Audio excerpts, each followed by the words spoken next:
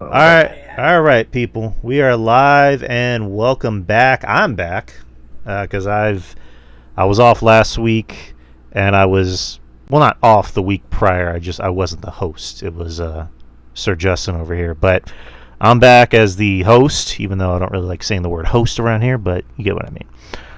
Welcome back, people. It's the experience. It's July. We're already in the month of July. We're already halfway into the year. We got about 5 more months left, which is crazy to think about. But nonetheless, I am Drew, and with me as always, Justin from Spinebuster Tees and SpinebusterTees.com. all right. And last week I did mention I wasn't here. Ruben Prime joined Justin over here, and they covered the week of wrestling. Good listen. As I mentioned to Justin and Ruben off here, I thought you guys did a great job. I thought you guys had a good chemistry with each other. You had a good dynamic going back and forth about anything wrestling related. So great job, guys. I really do mean it. Yeah, it was fun last week talking with Ruben, and miss him here on the show. So definitely tell him he should definitely come back around. You know what I mean, sooner rather than later. Yeah, of course. Rube, that's my brother. He'll be here. He'll be here whenever there's a. Or actually, I always do say that it's an open door policy. If he wants to come on, he can come on. Same thing with RJ. Sure. Same thing with Jeff. Yeah, I thought you guys did a great job last week. I'd be interested to kind of see you do other shows with like other people, and hearing you and Ruben was interesting. So I really did like that dynamic. So shout out to Ruben Prime if you're listening. I hope you are. Yeah, we have a nice little show this week. We have quite a few things to cover. Night of Champions happened over the weekend, so we are going to delve into that, as well as the shows, which we're probably going to try and do something a little different. As far as like we're not going to go by match, but only really talk about the things that really stuck out the most. Preferably last Friday on Smackdown. The only really thing that was kind of I'm sorry. Actually, two things are kind of worth a damn. The Cena and Punk segment, and also the Women's United States Championship match, and then some news, which I was kind of intrigued last week where you started off with the news first instead of the shows. So I think we're going to try and do that more often. It's just start off with news and then do the shows. Yeah, sure. Wherever you want to do. I only did that last week because I didn't want to end it with news. I think the most important thing was the prediction. So right. I just didn't want to end it with news because that would have been kind of retention rates on YouTube and or Spotify is important. So people like to stick around for the main topics. You gotta have them wait for the main topics. So very true. But as always on these shows, we like to kick things off with what do you want to talk about. I mean, not Cody Rhodes, quote of course, but more just like, is there anything that sticks out to you as something that happened on one of the wrestling shows, or a news topic, or just something that kind of grinds your gears a little bit and you just kind of want to get it off your chest? So Justin, what is something that you want to bring up tonight? Nothing in particular other than that pro wrestling has been shit in 2025, especially the main event scenes of both companies. Can't disagree. Not to say that the in-ring has been bad, but there's been nothing that really been invested in, nothing I can stick my teeth into. WWE, they're doing the bare minimum. It just seems like they're just going from pay-per-view to pay-per-view to pay-per-view to pay-per-view, and nothing has time to breathe. Nothing has time to simmer. Nothing like that. The John Cena title reign itself, the pipe bomb that he did, quote unquote, was fantastic, and I think that was obviously has been the best part of his title reign so far. But everything else has been mid to, now I won't say awful, but mid to very bad. At best. AEW on the other hand as well. I mean, With the exception of tonight, because I did catch a little bit of AEW highlights. I did see the opening segment with John Moxley, the Death Riders, and Adam Page. I thought that was a damn good opening, actually, because of the fact that they haven't really been doing anything story-wise, and him and Adam Page, he wants to do a Texas Death match at All In, which tells me he's gonna fucking lose, but I digress. But it was at least intriguing to see how they try to develop the story there for the main event and try to give a little bit of intrigue. So I will give them credit for that. But outside of that, like, both companies right now, the main event scene has been trash. The women's division in AEW has been god awful outside of Tony Storm and Mercedes Moné, and granted they're the ones facing each other at All In. There's no division there. Everything fucking sucks for the women there. Mm-hmm. WWE side of things, there is some good stuff going on, but overall it has taken a downswing as well in 2025. So just overall, the main event scenes for both men and women, for both major companies, hasn't been great for 2025. So, what are your thoughts about that, Drew?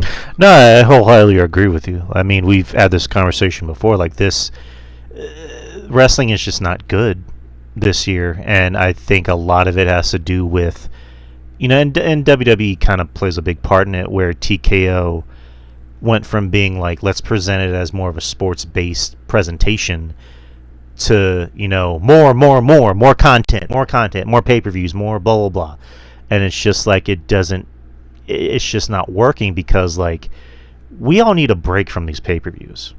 Like, these pay-per-views don't even feel like pay-per-views; they just feel like over. We're gonna have more shows next week.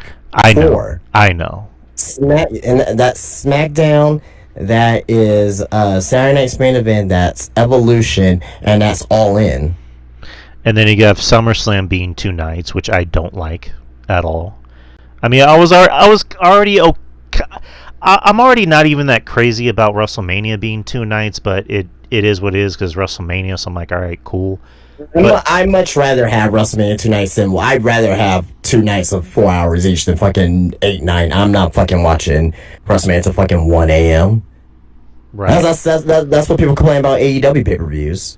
Well, I'm also of a different ilk, and I can go all night kind of thinking about what a WrestleMania card should be. It really should just be maybe 6 to 7 matches, where if you're on the card, you deserve to be on the card. If you're not, then oh well, them's the breaks. But WrestleMania's never been that either. Like, even like WrestleMania 17 has what, 12, 13 matches. Right. Again, that's just me. But that's another conversation for another day. But again, WrestleMania being 2 nights, I can live with it. But SummerSlam being 2 nights, no. Royal Rumble possibly being 2 nights, no. Eventually, they might even think about making other pay-per-views 2 nights, which I'm like, it's really just, you're kind of doing things worse than Vince. Because at least Vince had his own method, and say what you want about Vince, is he at least tried to make the pay-per-views at least feel special without having so many, whereas TKO is all about, we need 3 pay-per-views a month. It's just so fucking much, and it's becoming a combination of overwhelming and underwhelming, more so underwhelming. And I'm at the point where I'm just like, I don't look forward to watching Raw. I don't look forward to watching NXT. I don't look forward to watching SmackDown. Well, maybe now that it's 2 hours again this Friday, but I'm not looking. I don't give a fuck how many hours it is. It's not a good show. Right, but people want to try to put the excuse in there. Oh, if it's 2 hours, it's going to be better. No, the actual how should I say, the foundation of the show is not great. The women's division is fucking terrible on SmackDown. Right. Fucking god awful terrible on SmackDown, right? The tag team division on SmackDown, great. I like the tag team division on SmackDown. Mid-card division, solid. But there's holes on all these shows right now. AEW, NXT, Raw, SmackDown. I think it's just too much wrestling, and I think everyone's getting burned out. I mean, the only cohesive show going on is NXT, but I just it's a hard product to watch, and I can't really speak for AEW too much because I haven't really paid attention to it in a while, and for good reason. And based off of what you've Remember you said you were gonna watch all the shows at the beginning of the year, and I told you, no, I don't think that's a good idea, Drew. No, I tried and I failed miserably because I told you. You didn't want to listen to me, but I told you. Because I was trying to be a good soldier. I'm trying to be a good wrestling podcaster and be like, hey, maybe I should watch other companies and see what they're up to. And no, that didn't work. That didn't work. I tried AEW, obviously. TNA, I watch sparingly, and they put out I think it's because of the access to it. Right. No pun intended, but you know. I mean, TNA puts out a pretty decent product. I will say that. MLW, I've tried giving a watch. It's not for me. NWA, I couldn't really get into. It's just it's rough. I don't know how Jeff Lippman does it, because Jeff Lippman will watch. Like it's funny. He says he misses Raw, but he'll watch fucking NWA and MLW pay-per-views back to back.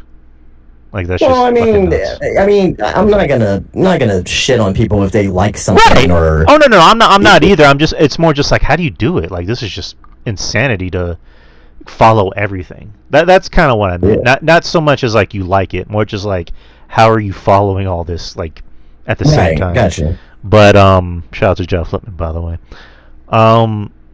It's. But speaking of MLW, they put on a pretty good paper. I mean, they have a lot of free pay-per-views they put on YouTube, but yeah, they have pretty good pay-per-views this past weekend. I was catching it, so.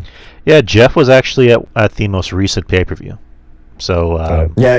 MJF came out there as a shock, so. Mm-hmm. Yeah. So man, I mean that was kind of cool. I'm not gonna lie. But yeah, in closing, this has been a shit year for wrestling in general. Not just WWE, not just AEW, but, well, I guess for the two bigger companies, WWE and AEW. It has been a shit year. Here's the 2020, or did I say 2024? 2025, I'm sorry. 2024 was a good year. 2025 has been a not so good year. Here's hoping. Maybe we still got 5 months left, too, but I will say this. It's not hurting the business. Of WWE. You know who is really enjoying WWE right now, and who's enjoying WWE or AEW. You know who's really enjoying those companies right now? The casual fans who don't get online, who don't know the inside, who don't really care. I had a family that came into my shop today, and the kid he doesn't watch WWE, he watches AEW.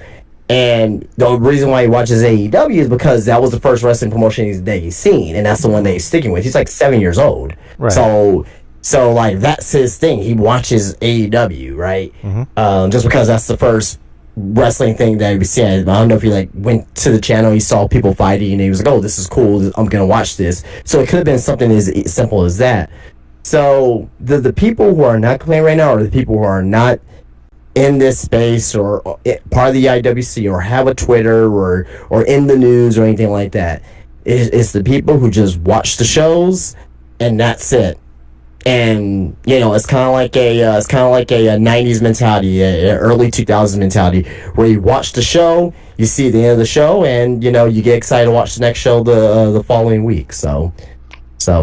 I wish I can be like that again, but unfortunately, I was gonna ask I'm way past that. I was gonna ask you, do you miss being that innocent?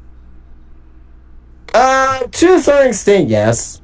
Yeah, obviously, yeah. But I mean, it's all. But I think wrestling's way more interesting with the know-how and the news and the backstage and the drama and all that stuff as well. So, but I see it from both sides. Right. I mean, again, that's good. I mean, that's good whenever someone can just get into something and not be like us, where we kind of know the ins and outs. I mean, you probably know more than, not even probably, you know more than me because you're technically a part of the wrestling business and you know people Well, I wrestlers. wouldn't say I'm part of the wrestling business, but I I just know people. I just know I people in the business. Me being part of the business is I'm not part of the business. dude, I'm business adjacent. you I can don't book. you I contribute. don't book. I don't referee. I don't do commentary. I'm not backstage in Gorilla. I'm not part of the wrestling business. And I tell everyone that too. I am not part of the wrestling business. You contribute And and the you're local annoying. wrestlers. No, no, I'm not. The local wrestlers, they appreciate me saying that, and I get respect from them because of that. Because I don't know what they do, how they book matches, how they sell. I'm not part of the wrestling business. I'm adjacent to it. I am adjacent to it, but I'm not part of it.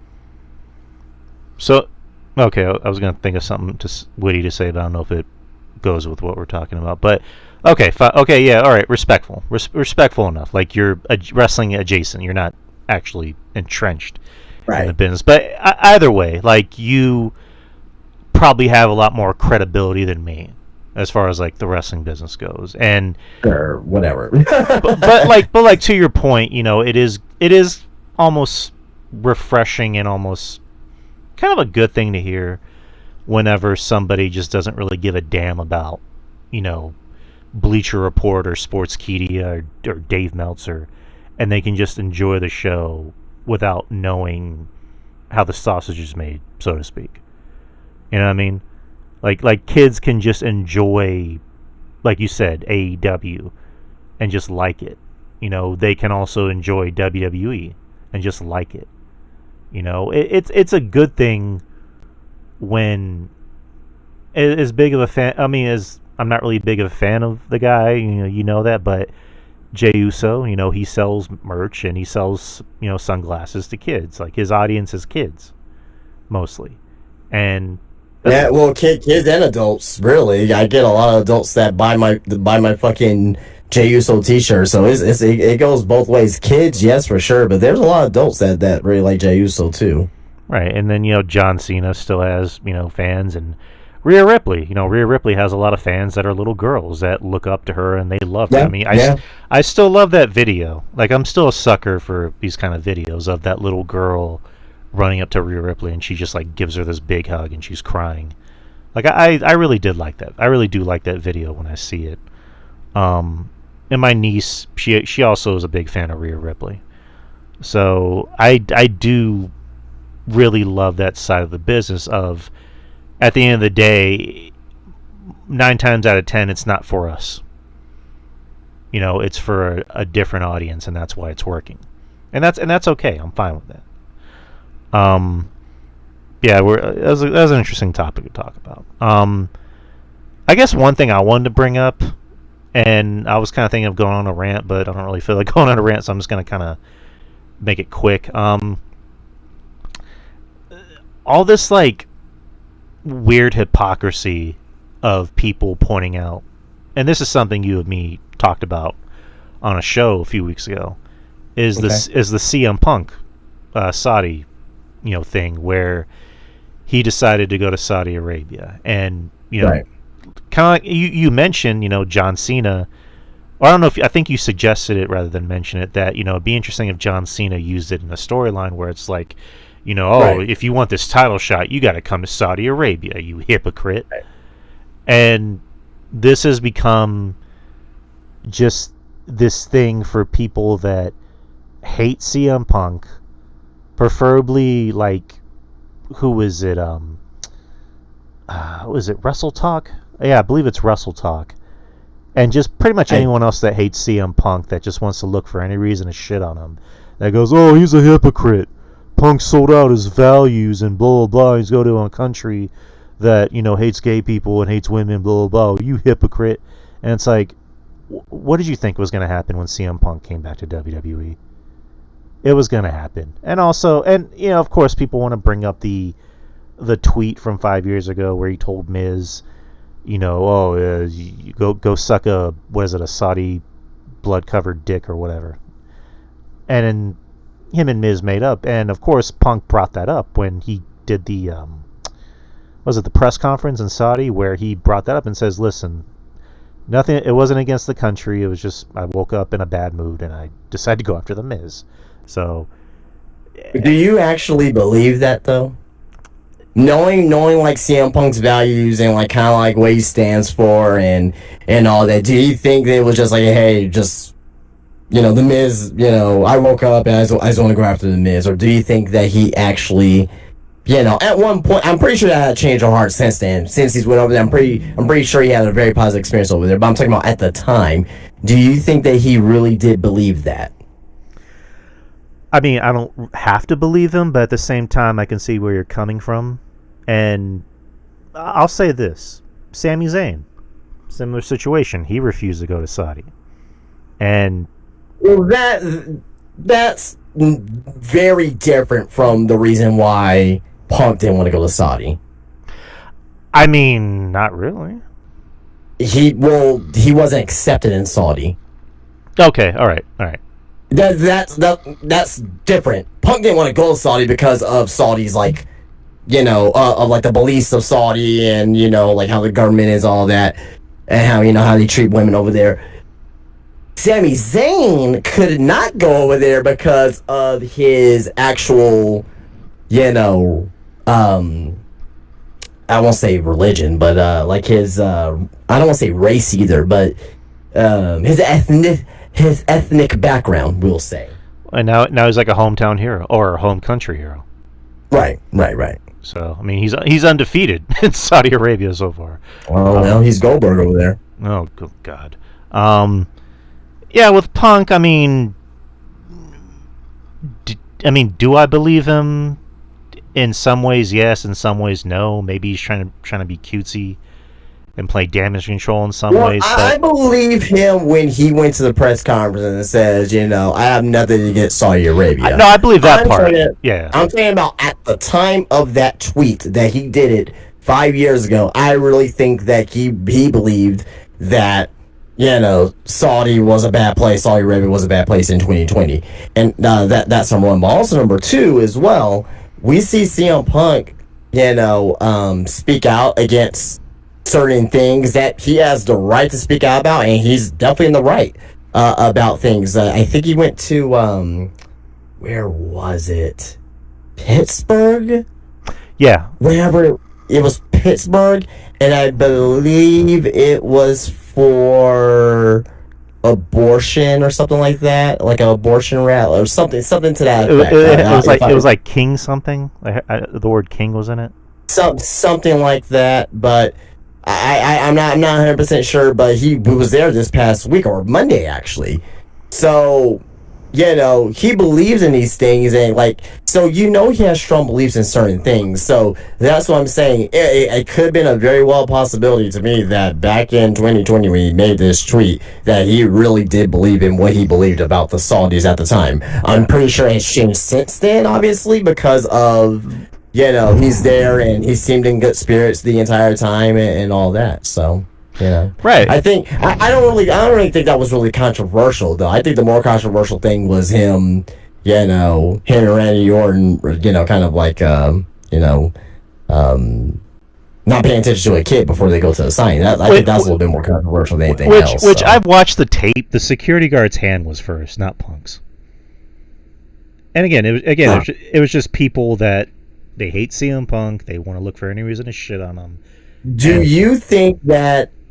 Being honest, and I know you're a Punk guy, you're a Punk apologist, and I love CM Punk too. He's like my top 5 of all time. Right. Do you think that he was in the wrong with the kid? I mean, you shouldn't shove a kid away.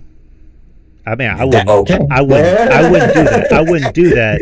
But that answers my question. Then. Okay, so they were both in the wrong. The kid, or right. The kid's parent. And CM Punk was in the wrong. Well, look, but people don't have that even kill thinking. It's like you got to pick one or the other side. No, they were both in the wrong in that situation. Right, and also another thing, James Ellsworth, he put up a Facebook post about the situation, and I don't have it in front of me, but he said, whenever we get brought into the arena, we have a certain start time, and if fans try to jump in, for example, that throws off our start time, so we can't give autographs and say hi to everybody, or else it's going to throw off our rhythm, or we're going to be late.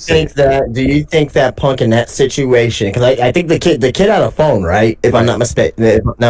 I think all the kid was wanting was a selfie. I know that they were probably going to a signing or whatever to make money, right? But they're already making a shit ton of money for just being there. Right. If I was Punk in that situation, I would have took the quick 3 seconds to do a quick selfie.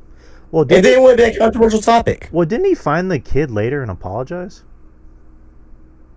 That doesn't matter. That doesn't matter to no one's gonna talk about that. They're gonna talk about what happened at the time of what happened. Again, I know I'm a Punk apologist, and yeah, we both agree that the kid and Punk were in the wrong. But at the same time, it's like, again, people kept trying to do the back and to the left, shit with the tape, where I'm just like, I can see the security guard's hand before Punk.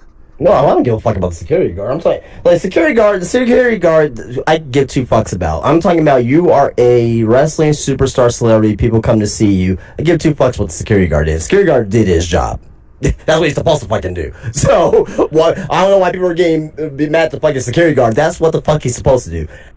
I would have taken the liberty, did a quick little selfie with them, right? Because at the end of the day, those people have money over there, right? And I'm more than sure that the kid would have waited for a fucking autograph as well. And maybe another selfie. You know what I'm saying? Right. Like, or another picture. So at the end of the day, you're a professional, right?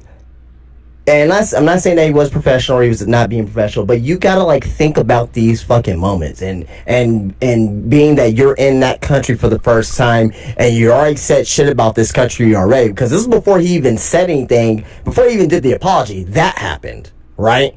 So you're in this country, before you did the apology, you're already causing shit. Unintentionally, obviously. You're like, you didn't intentionally do it.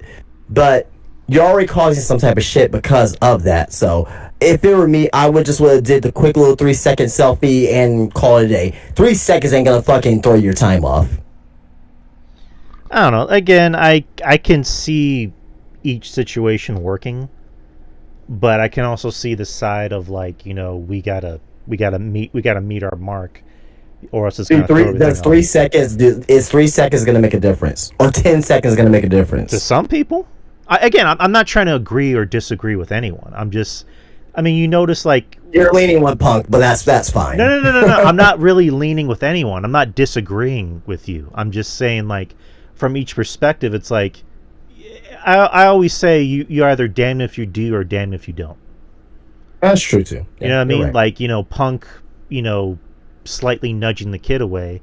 It's like, that's not really a good look. But Punk taking a picture with the kid, I'm like, okay, that's sweet. But then that creates another ripple effect of, like, what if somebody tells Punk, hey, you can't do that. If you got to do it for him, you got to do it for everybody else. We got to meet our mark. I'm just thinking of different perspectives, you know what I mean? No, but I'm not. Wrestlers do that shit. Well, you just mentioned too right now. Rhea Ripley had to be somewhere and she hugged the kid. That's yeah.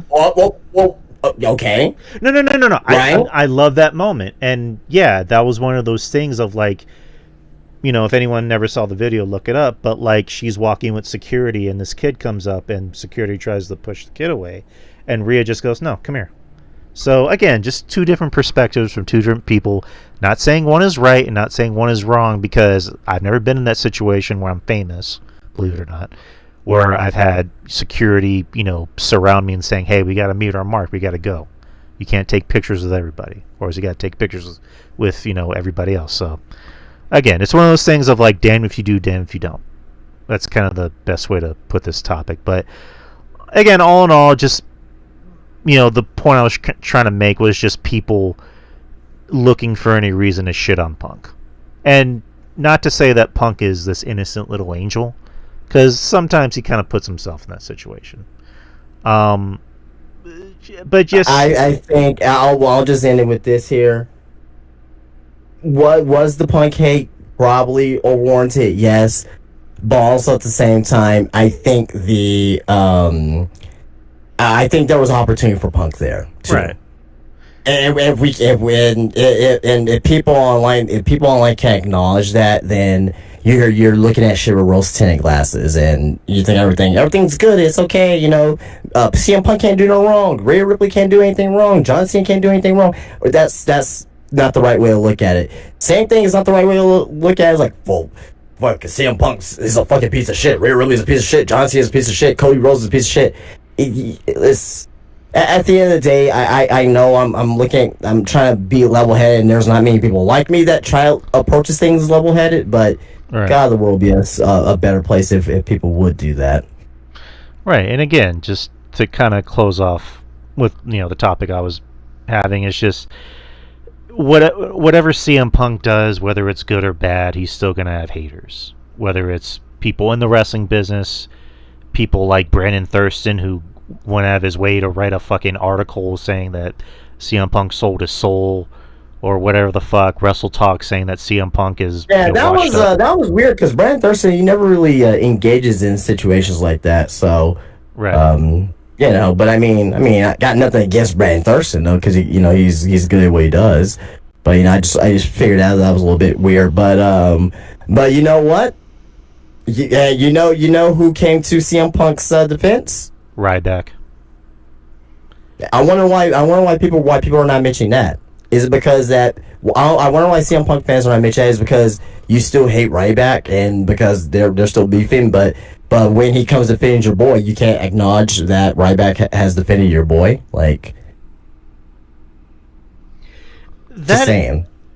I don't know. That to me that shocked the hell out of me, and not another thing shocked me. Like as soon as I saw Ryback, commenting on the CM Punk issue, I'm like, oh boy, here we go. But I actually have the tweet right here if anyone's interested. So, Brandon Thurston, like I just mentioned, he put out a article for postwrestling.com, which is titled an inspiring moment of self-realization in the Kingdom of Saudi Arabia. CM Punk courageously aligns himself with a visionary government that criminalizes being gay and occasionally kills its critics. Ryback actually retweeted it, and he put, "I've had my issues with Punk, but I don't see him as a sellout. He returned to do what he loves and to make money, much like you're doing by writing critical think pieces about others for clicks. WWE is a global business, and working at that level means navigating complex deals and personal beliefs and public perception. His apology wasn't about abandoning values. It was about how you express them publicly in ways that hurt personal relationships." This is from Ryback, people. I need to remind you. It's from Ryback wrote this about CM Punk coming to his defense. And again, like you said, that's not getting talked about because it's not sexy enough. It's not Ryback. Yeah, I mean, hold on. It's like getting talked about from the Punk fan side who dislike Ryback for obviously their beef going on years. If someone were that I don't like, or wherever the case may be, comes to defend me, I expect my supporters to be like, hey, I understand they had beef in the past, Justin and this person here, but shout out to that person for actually defending Justin in that situation. That's it. That's all you gotta say. Right. That's how you can smooth things over, but people are not like that. Right, and it's just like, even if I don't like you, I'm just talking about me personally. Even if I don't like you, if you're gonna be nice to me, I'll be nice to you back. It's that simple. It goes both ways. Like, I don't know. Lately, Ryback has been less crazy online, and he's been a little bit more civil with people. Because I don't know if you saw the Cody Rhodes, Kevin Owens interview on his podcast. A little bit of it, but not the full thing. It was really good. Like, you should watch it. Like Kevin Owens is just naturally charismatic and funny, and it brought out the best in Cody, even though Cody is kind of like John Cena in a sense where he is starting to become more of a brand at times. And I get it because it's a podcast and he sells his vodka or whatever. But it's a really funny interview. You should check it out when you have time. But there was apparently a bit in the interview where Kevin Owens is talking about ex-WWE wrestlers going to the indies and charging an arm and a leg, and they obviously had to bleep out who he was talking about because lawsuits are a real thing nowadays. And I couldn't really get a good grasp of who it was because he said this person used to be a former tag team champion. So I'm like, who could it be? And people pointed to Ryback, and I'm like, when was Ryback a tag team champion? I don't remember. I mean, I did hear about Ryback charging a lot of money on the indies. So maybe he mentioned Ryback and somebody else. I don't know. But Ryback commented, being a little bit more polite, where he's like, I have respect for both guys. I don't know why they'd have to say that about me. But, teach his own. So, but that's enough for the Punk topic. Again, good topics to open the show. Different perspectives. Where do we start? Yeah, we can start with the Smackdown before the Saudi show, which is actually in Saudi. Or I guess the Smackdown in Saudi before Night of Champions. So, so if you have a VPN, like I do, you were able to watch Smackdown at 12 p.m. Central Time. If not, you would have just watched the edited version at 7 p.m. on USA Network. So it was live in Saudi. It was an okay Smackdown. I mean, the only really big two things that came out of it. One was Julia defeated Zelina Vega for the Women's United States Championship, which is something I think a lot of people were kind of clamoring for. Good for Julia. Has been on the main roster for barely a month, and she's already a champion. So good for her. What are your thoughts on that? Good. Fucking SmackDown Women's Division sucks, and Julia. Hopefully, Julia runs the title for a while. They'll bring in Jordan Grace, and they can have a feud there for the United States title, Women's United States title. So, I mean, I don't know what you want me to say. I mean, is that Zelina Vega's not great in the ring, and even though she does get a reaction at times, I mean, she's not great. I mean, like, what can we say about this match, or about her in ring? I think. No, I get you. I'm happy for Julia. I think that she's somebody that, along with Steffi and Vakor, they're already great at what they do. I mean, their shit probably looks better than most of the women on the roster. I mean, there's a case to be made that most of their shit looks better than the men on the roster. We just mentioned that wrestling has been great, especially the main event scene. But I mean, there's some good bright spots. I mean, you got the I think the mid card scene that I mentioned time and time again, I think is more interesting to watch, and also the women's division I think is much more interesting to watch in WWE. So good for Julia. And then the ending segment of the show was John Cena and CM Punk. John Cena came out and just hyped up the match, saying that I'm the champion, I'm the real champion, blah, blah, blah. And then the Thugonomics theme hit, which got a big pop from the crowd and got a big pop from me. And on the screen, you see Punkonomics. So the previous week, you had John Cena do a bit of, I guess, his own pipe bomb, and CM Punk paid it back by doing, his own version of Thugonomics, which was Punkonomics. He came out wearing a Chicago Cubs jersey and a Bulls backwards cap, and he had two, I guess, wrist chains, or what do you call them, like rings or whatever, that said drug free. They're knuckle rings. Knuckle rings. There you go. Instead of saying word life, it said drug free. And he had his knee pads on his ankles, which I don't know why that was funny, but it was. And then he came out and just did his rap where he brought up Nikki Bella. He said, "I'd leave this place too if they just rehired my ex." And it worked. In some ways, it didn't work because you can tell Punk has never done this before. Obviously, because there was one part where he stumbled on a line, and then there was another line where he, I guess, was trying to rhyme two words together that he thought sounded similar but weren't really. But overall, it was a great segment, and it made the match the very next day, feel more special than it already was. But what'd you think about the Punkonomics skit? It's okay. Is that all? Yeah. So it was okay. It wasn't great. I'm not gonna remember it. It's gonna be one of those. It's gonna be one of those obscure things in history. Wasn't as good as the pipe bomb from Cena's in, but I give Punk kudos for trying it for sure. You know what I mean? And it made sense with the feud. I will say that it made sense for the feud. So, yeah. All right. So as for the rest of the show on SmackDown, they had a power outage in the arena, which caused a power outage to the show. The show opens with Cody Rhodes and Randy Orton, and midway, I think like the first minute or two of the promo, that's when the feed got cut.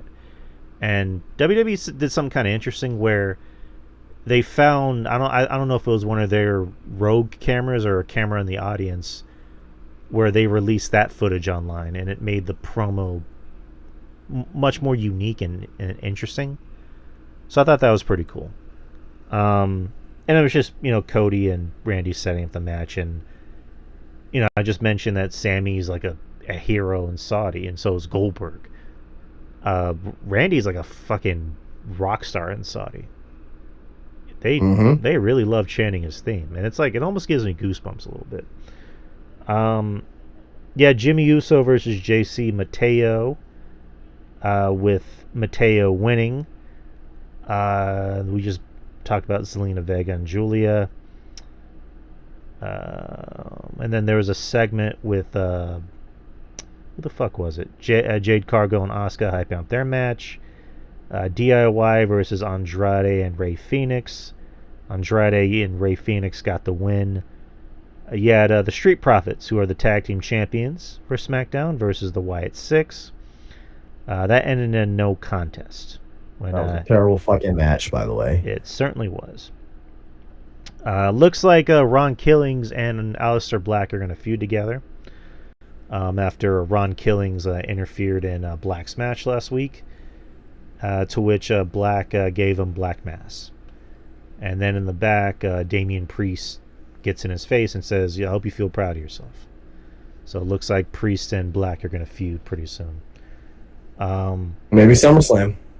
I wouldn't mind that match. Again, I like. We said Black needed something. It looks like they're giving him something. So that's. And Priest is seen as a main event level guy, even though Priest is kind of. Well, there was news that came out this past week, saying that they see Black as a main eventer. So they're gonna try to give him a push similar to like a Damian Priest. So. Let me ask you something. Do you think the Ron Killings heat kind of died down a little bit? Yeah. Shows you how fickle fans really are. We want truth. We want truth. Thank you so much for Thank you so much for saying yes. Because... there's look, and when Truth got let go, I was like, yeah, it's sad. It's sad that he got let go, but he's old. Like, I wasn't clamoring for fucking R-Truth to come back. I mean, there's people on here fucking crying and shit on fucking social media for R-Truth to come back. Like, he should be a lifer. Yeah, I agree, but fucking if WWE wants to cut somebody due to fucking costs, let them fucking cut him. Shit. Now, then you scream, we want truth, we want truth. Now, since you got Truth back, has the support been the same? Has people been as loud for R-Truth? No, because you're fickle fans. Once you get something, you just kind of just forget about the reason why you won in the first place, and you just move on. You just move on to the next thing, because at the end of the day, you're somebody that just is not happy with what's going on. You always want the new thing, the new thing. What's new? What's next? What's the next thing I can complain about? Fuck. I hate this fucking community. Sorry. No, please go on. But no, like I said, I am so glad you. Hold on, I'm trying to. I got nothing against Truth. I love R-Truth, but I'm just saying, at the end of the day, it's a fucking business, and and I'm a businessman as well. But I can see some people who possibly never even thought about running a business. For one, they don't use their heads; they don't use their rational thinking to see why something happened. Right? How do you know they possibly? I mean, okay, they probably weren't. To be honest, they probably weren't. But how do you know that R-Truth probably didn't want to come back in the future as an agent? or as a trainer. True. We just automatically assumed that since he got let go, that oh man, WWE's never gonna break. You really thought for someone who was that over, who never ever stepped foot back in the WWE ring again after he got released, there would have been a great chance for him to come back. And I'm glad that he's going out the way that he wants to go out, right? And that they're using him right now, and they're protecting him too. They're protecting R-Truth for sure, but. To me, it's like, does he add anything to the show currently? No. You know what I mean? It's like, I love R-Truth. I do. And it's like that he got released the first time. I said that, but it's a business. And at the end of the day, outside of comedy segments, he was not bringing anything to the show. Right now, he is bringing something to the show. He is, but I would not miss him if he did leave again. I just wouldn't. So that's just my rant about that. And also, not to like jump forward, on the review, but he wasn't even in Saudi Arabia. He didn't show up in the main event, which I figured maybe he should show up in the main event as one of the many run-ins. But it's just like, yeah, that heat is officially gone, because, like you said. No, he was in Saudi Arabia. What are you talking about? He didn't show up at the main event for the pay-per-view. Yeah, well, okay. He wasn't on the pay-per-view. Yeah, he was on Friday, but like he didn't show up on Saturday because he still wants to go after John Cena. That's what happened on Friday. Like, he called out John Cena, and that's when Black came out and kicked him. Was there something that happened to where that Aldis said something like, "Hey, you can't come," or something like that? But I don't know. But or maybe selling the effects of the Black Mass. Maybe, but I don't know. Just again, these fans don't know what the fuck they want. Even when they get it, they still don't know what the fuck they want to do with it. So why the fuck should booking care at the same time? So people swear up and down that WWE should do something, that AEW should do something, but they don't know how to book. They don't know what the next week looks like. They don't know how to handle egos in the back. They don't know shit, and they should just shut the fuck up and watch the fucking show. Agreed. And that's it. Agreed to the 1000%. For the rest of SmackDown, you had Tiffany Stratton versus Nia Jax in a last woman standing match. Or was it a last woman standing match? Yeah. Last woman standing match. Okay, last woman standing match for the WWE Women's Championship. Not a bad match, pretty solid. That was good. Nia Jax has been very good since her return. Right. Again, not the biggest Nia fan, but Nia she's been doing pretty solid in the ring. I got to give her credit for that. And her and Tiffany seemed to have pretty good chemistry with each other, so the match was good. You had Naomi try to do the cash in, but it failed, so we kind of figured she was at least going to tease it, but wasn't going to actually happen. And then we already brought up the John Cena CM Punk thing, so that was SmackDown. Okay, go home show. And like I mentioned, this Friday is going to go back to 2 hours, but it's going to be a pre-record. Not to jump ahead, but Monday, Raw started at 5 p.m. Central Time, mainly because they were going to be filming SmackDown right after Raw, which threw me off too, because I was at the shop and I looked at my phone and I was like, "What the fuck? That Raw's already?" Then I forgot because they are doing the double taping, and they moved it up a couple hours, so which I liked. I liked that. Which I've been trying to stay away from spoilers, even though I got one spoiler from me. Somebody came back. I'm just gonna keep it up. Are you watching SmackDown on 4th of July? No. So why? Why not look at the spoilers then? Come to think of it, you kind of called out how stupid that sounded. I'm like, I don't want spoilers, but wait, it's 4th of July and that's my wife's birthday. So why am I watching it? I'm like, why do I care about a pre-record for a show that I'm probably not going to watch?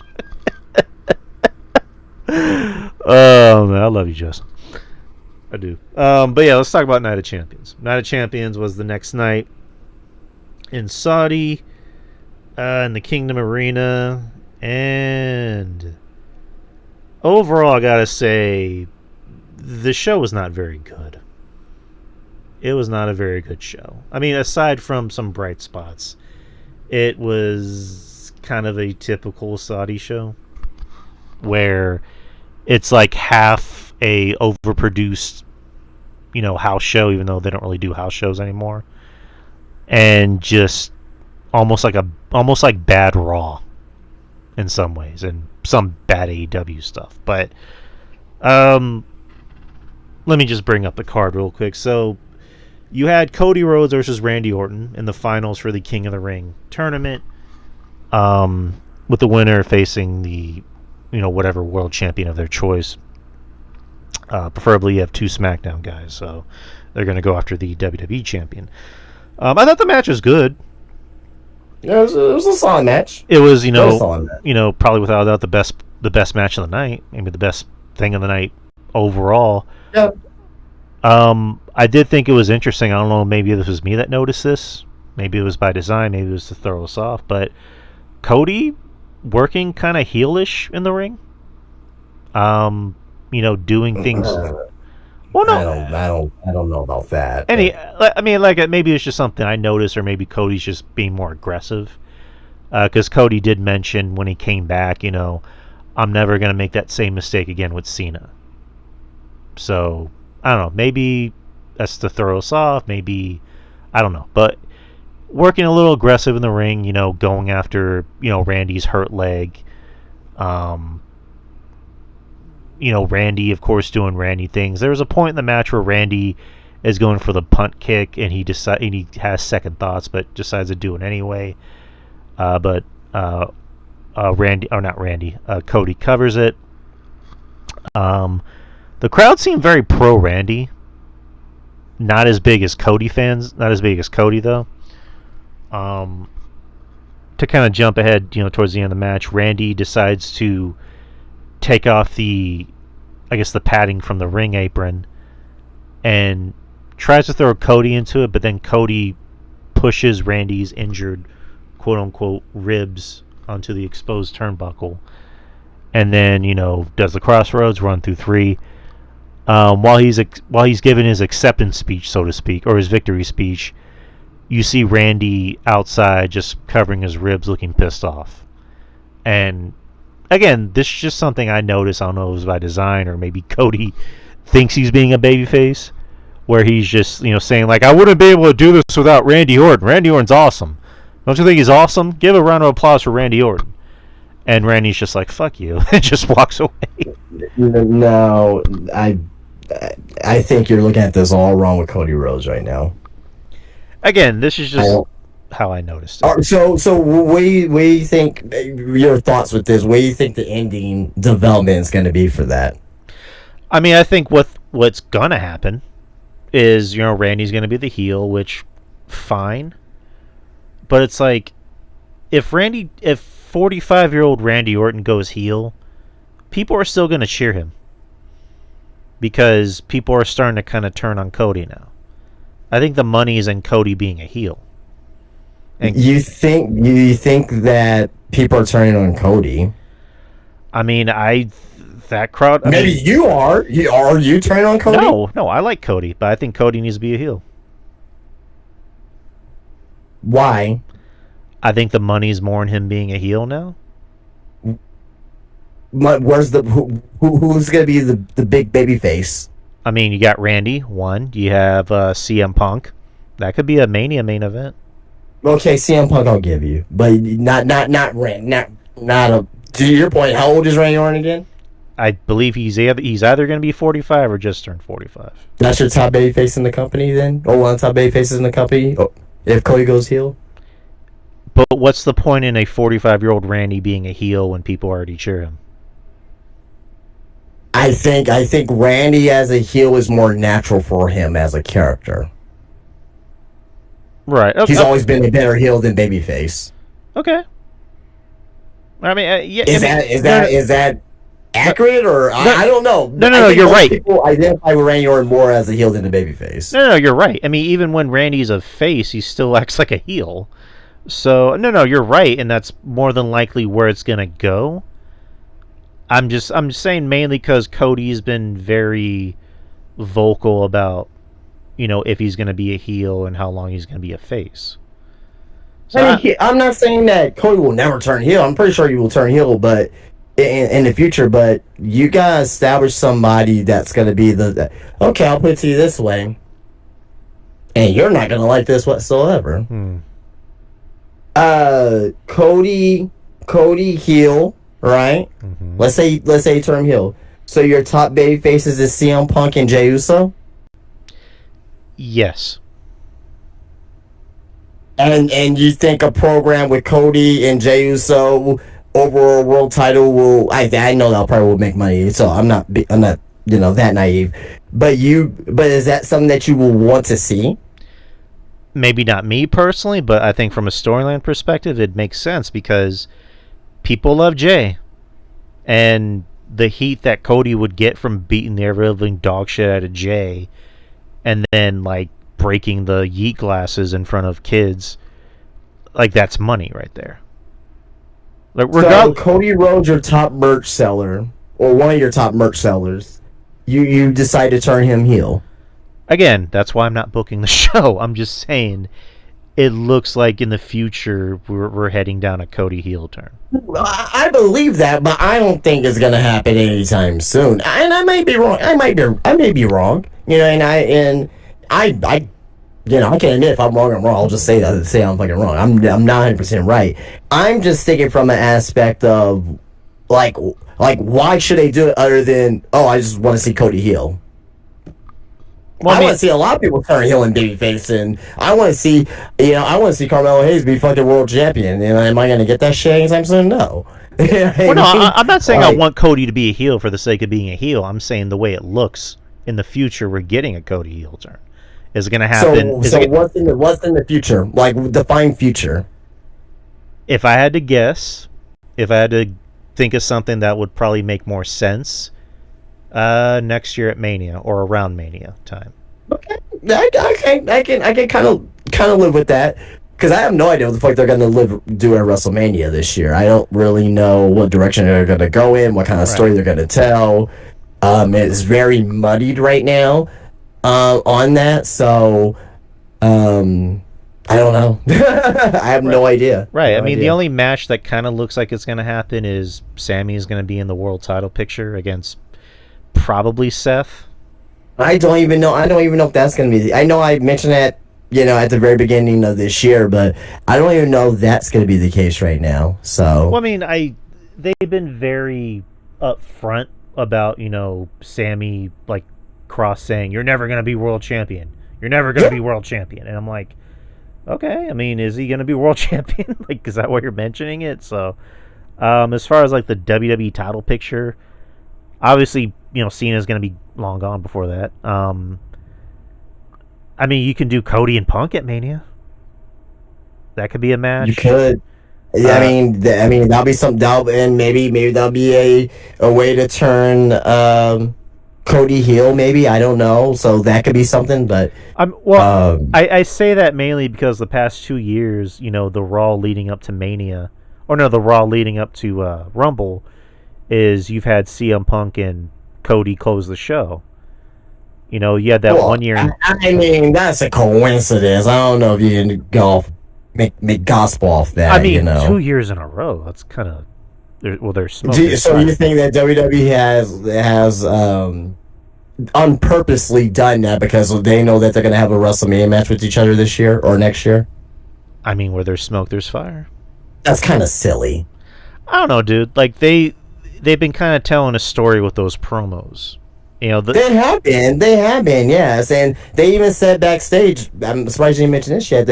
That Cody and Punk was backstage, and I think Punk was like, we can't keep avoiding this. You know what I mean? Mm-hmm. So yeah, they're gonna have a one-on-one match eventually, but I mean, I don't. We'll see. We'll see what happens. Yeah, there's a story behind that. Like, but also on top of that as well,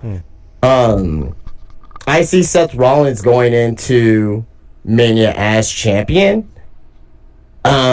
But we're also forgetting about Roman Reigns too. I was literally about to mention that. What does Roman do? You know, we're forgetting about Roman Reigns. We're forgetting about Gunther, right? Because you know they're gonna book Gunther strong to go into Mania.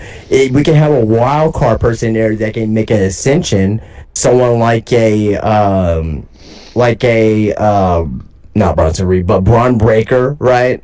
I don't think he'll be there, but I'm saying that, you know, and also on top of that as well, you know, mention Sami Zayn too as well, but it could be a certain situation where someone gets over and they start pushing somebody. You know what I mean? What about Logan Paul? You think Logan Paul? You know, WWE could put Logan Paul in a world title match at WrestleMania. So there's a lot of fucking, you know, ways that they can go with this, and you know we're only in July, so. I mean, Aleister Black, he might even be in the world title picture. At WrestleMania, I will love it, but not at WrestleMania. I mean, you never know. I mean, Cross might be something big next year. Might. No, stop, Drew. No. I did say might. I love Frank.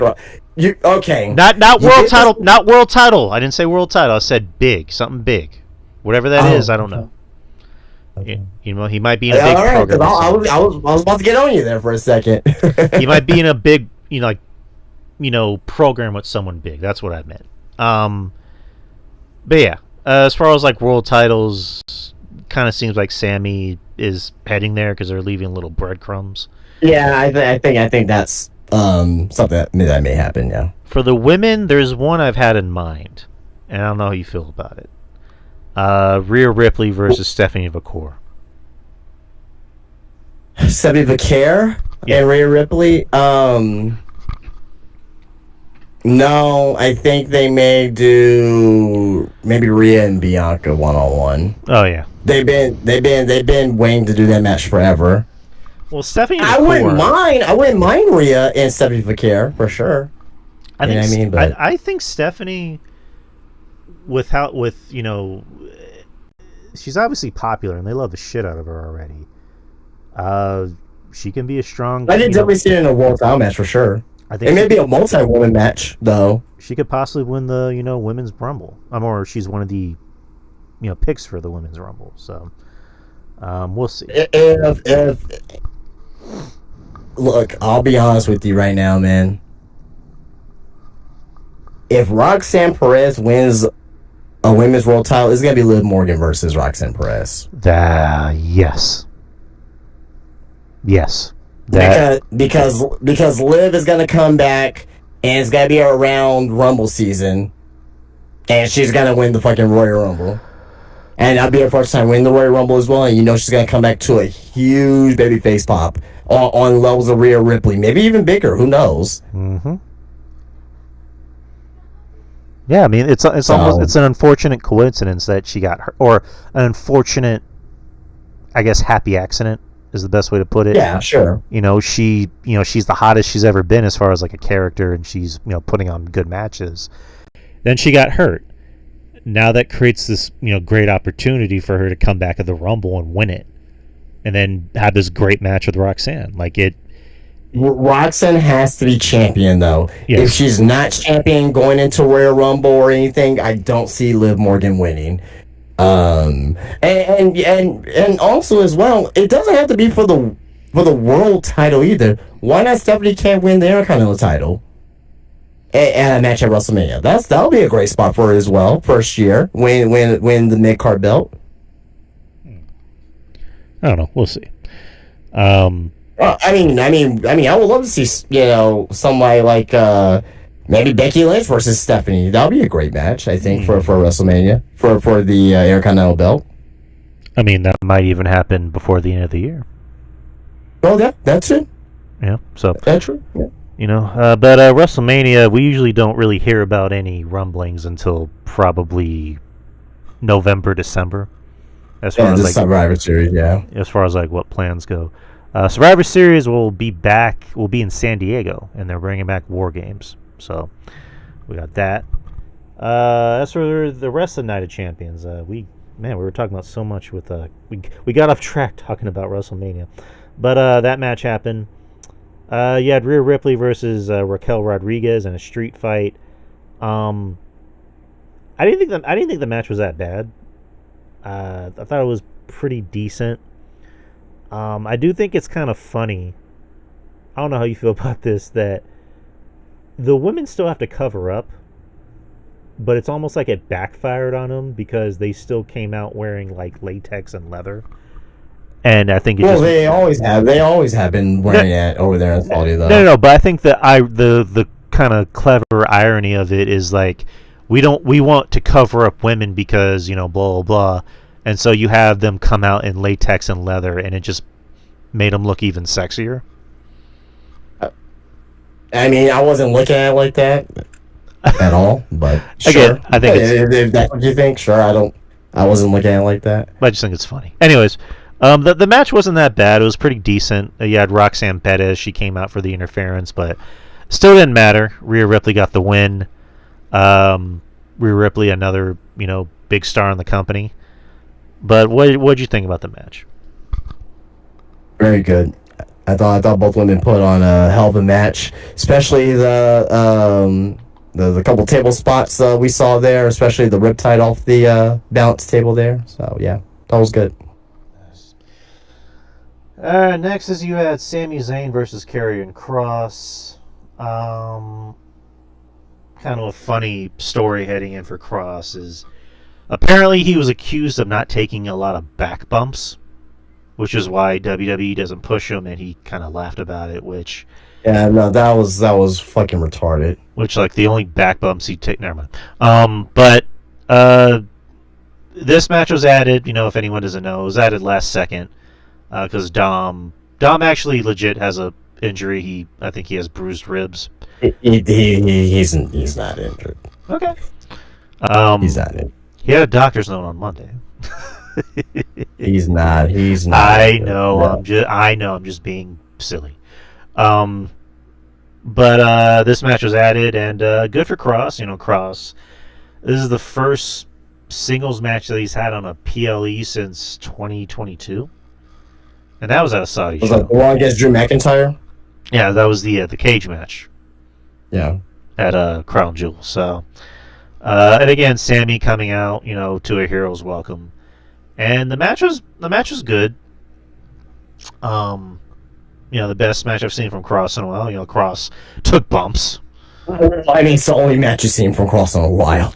Right, but again, this whole thing that people were saying that Kross doesn't have much to offer in the ring. You put him in the ring with Sami Zayn, who can have a good match with a chicken sandwich. Of course, he's gonna have a good match. But yeah, this is a very good match. It was a little predictable at the end because. The whole time Kross is, shit talking Sami, saying you're not good enough and blah, blah, blah. And then Sami, beats him with was it the Helluva Kick? 1, 2, 3. I figured Sami was going to win because of Saudi Arabia, even though Sami's lost in Montreal twice. But I don't know if I would have had Kross lose clean as a sheet. Whenever he has all this momentum. It looks like they're going to kind of run it back after what happened on Monday, but overall, what do you think about the match? It was fine. It wasn't great or anything, but Kross did fine in the match. I didn't think he was, stellar or anything like that, but he had a very good pay-per-view match, and I think he should continue to get more opportunities. Yeah, agreed. And Sami winning was the right decision here, too. So, yeah. Next is you had a singles match for the WWE United States Championship, the men's. You had Solo Sikoa defeated Jacob Fatu. You kind of figured what was going to happen in this match.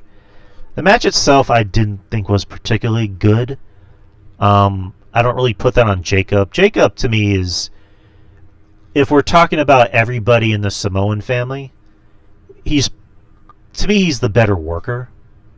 Obviously, Roman's box office. Obviously, Jay is, over and he sells merch. But I think Jacob is the better overall worker out of everybody in this Samoan bloodline thingamajig. And he's doing such a great job. There was that talk, from a year ago where WWE was worried about Jacob overshadowing Solo, and look what happened. But yeah, the match, we can, I guess, kind of skip to the end. The return of Tonga Loa, who didn't botch, his move, which was shocking. You had Jason Mateo come out, and then you had the finally the debut of Hikuleo, who chokeslammed Jacob Fatu through a table, which was impressive. I mean, he at least looks like something. And Solo Sikoa got the win. What's up? No, when you're like, at least he looks like something. Right, I mean, because JC Mateo, I'm not really I don't really care for him personally. Hikuleo has a look. He's tall as fuck, and he, yeah. But anywho, the match went the way people thought it was going to go, with Solo getting the win. And I mean, Solo, I'll say this, he's improved a lot. I mean, more so with his character work. Like, he's kind of a smartass and he's funny, especially with like the post match interview where he made fun of Jey Uso's yeet thing of like 4 words, 1 letter, stop. Why am I talking about a guy who's not on the show? But what'd you think about everything in this match? I mean, I thought it was just like the previous match. I thought both matches were the same in quality, very serviceable. Obviously, Jacob's great in ring. Solo is great for character work purposes. He's not bad in the ring either. I don't know why people think he's like shit in the ring. This is not fucking Viscera we're talking about here or anything like that. I think he's fine for what he is. It's not a ring general too at the same time. Viscera. Yeah, well, I mean, people make it seem like he's fucking like one of the worst wrestlers they ever seen. Like he's average. I'll say that. Yeah, I mean, yeah, that's what I'm saying. He's serviceable in the ring. So, Hikuleo finally debuting. I could have done without the him being on main event the week prior. I think it would have been better him just showing up. Don't understand why he need to be on main event. How come they could just have him just do a fucking match at at the Performance Center, get a couple practice matches in at the Performance Center, but I didn't understand that. But with him being there, fantastic. And now he's gonna be the Tala Tonga that's been basically under copyright for about a year now. So finally he'll be known as Tala Tonga. But Hikuleo came into the Bullet Club very, very young. And he got his bearings over there in Japan, and he's created himself into be a very good look, but he's serviceable in the ring. Don't expect Hikuleo to give you fucking 5-star classics. So, but he does have an intimidating presence, and he looks, and the group looks good. They look good together. I know you're not apparently you're not a fan of Jeff Cobb. I think he's fantastic at what he does. I think between like out of all the guys that they brought in over the last year or so, I think he's behind only Jacob Fatu as far as in ring's concerned. I think Jeff Cobb is fantastic. But despite that though, I mean as far as matches and stuff, like I said, it was a serviceable match. If I get both matches, 2 matches from before, the Karrion Kross and Sami Zayn match and the Jacob Fatu and Solo Sikoa match, it was like a 2.5-star matches, you know what I mean? Solo Sikoa finally winning his first singles gold. He deserves it.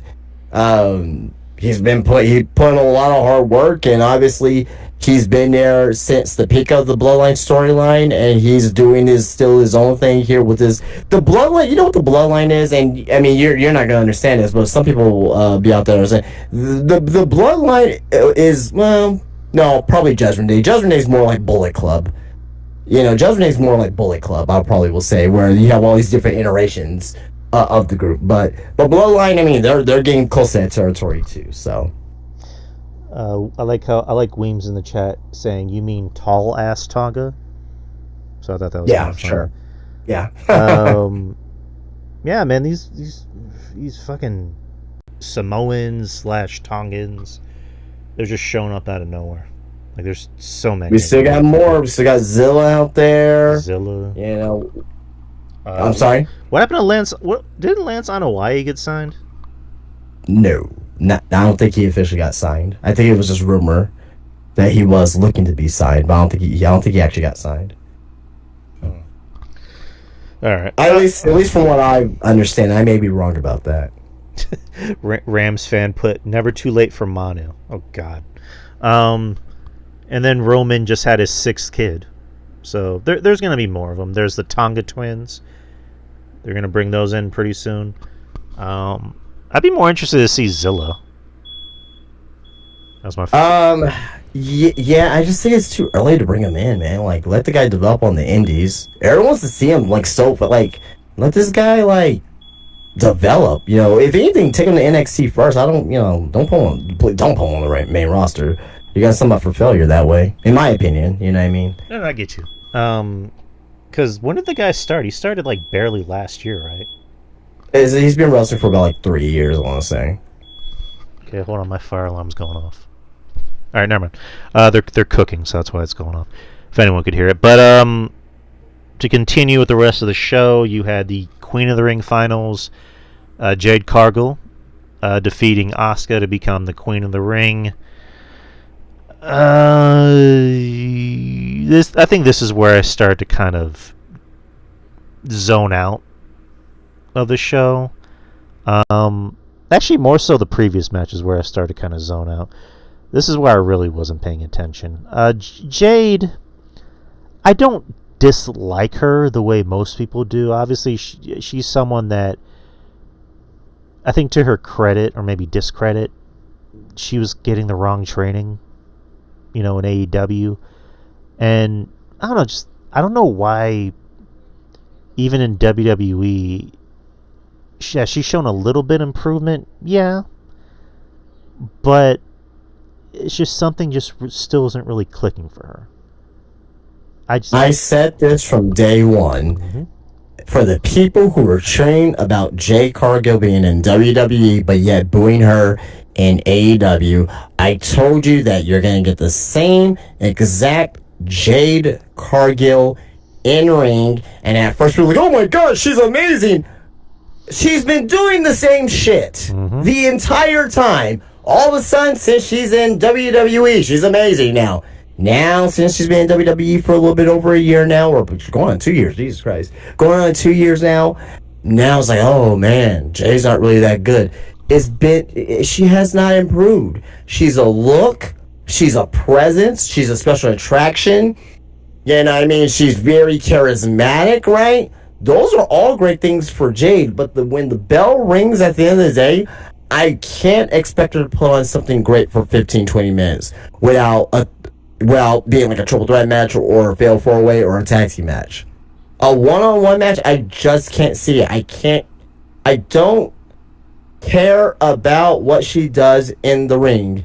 Everything else, present-wise, talking shit, charisma, yes, great. She's up there, A tier, almost S tier as far as that's concerned.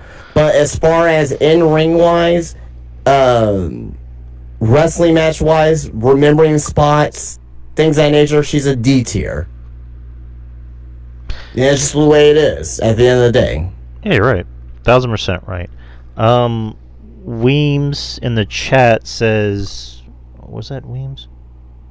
Yeah, Weems said that Asuka outright carried her, which was fine, but she botched her own pin. She did, but this is just kind of my theory on it, is that usually when she does her pin, she does that licking thing with her hand. I think either that was an audible, or somebody told her, hey, we're in Saudi Arabia, don't do that. No, this is what I think. I think she just... People are bitching about the pin. I'm not mad about the pin.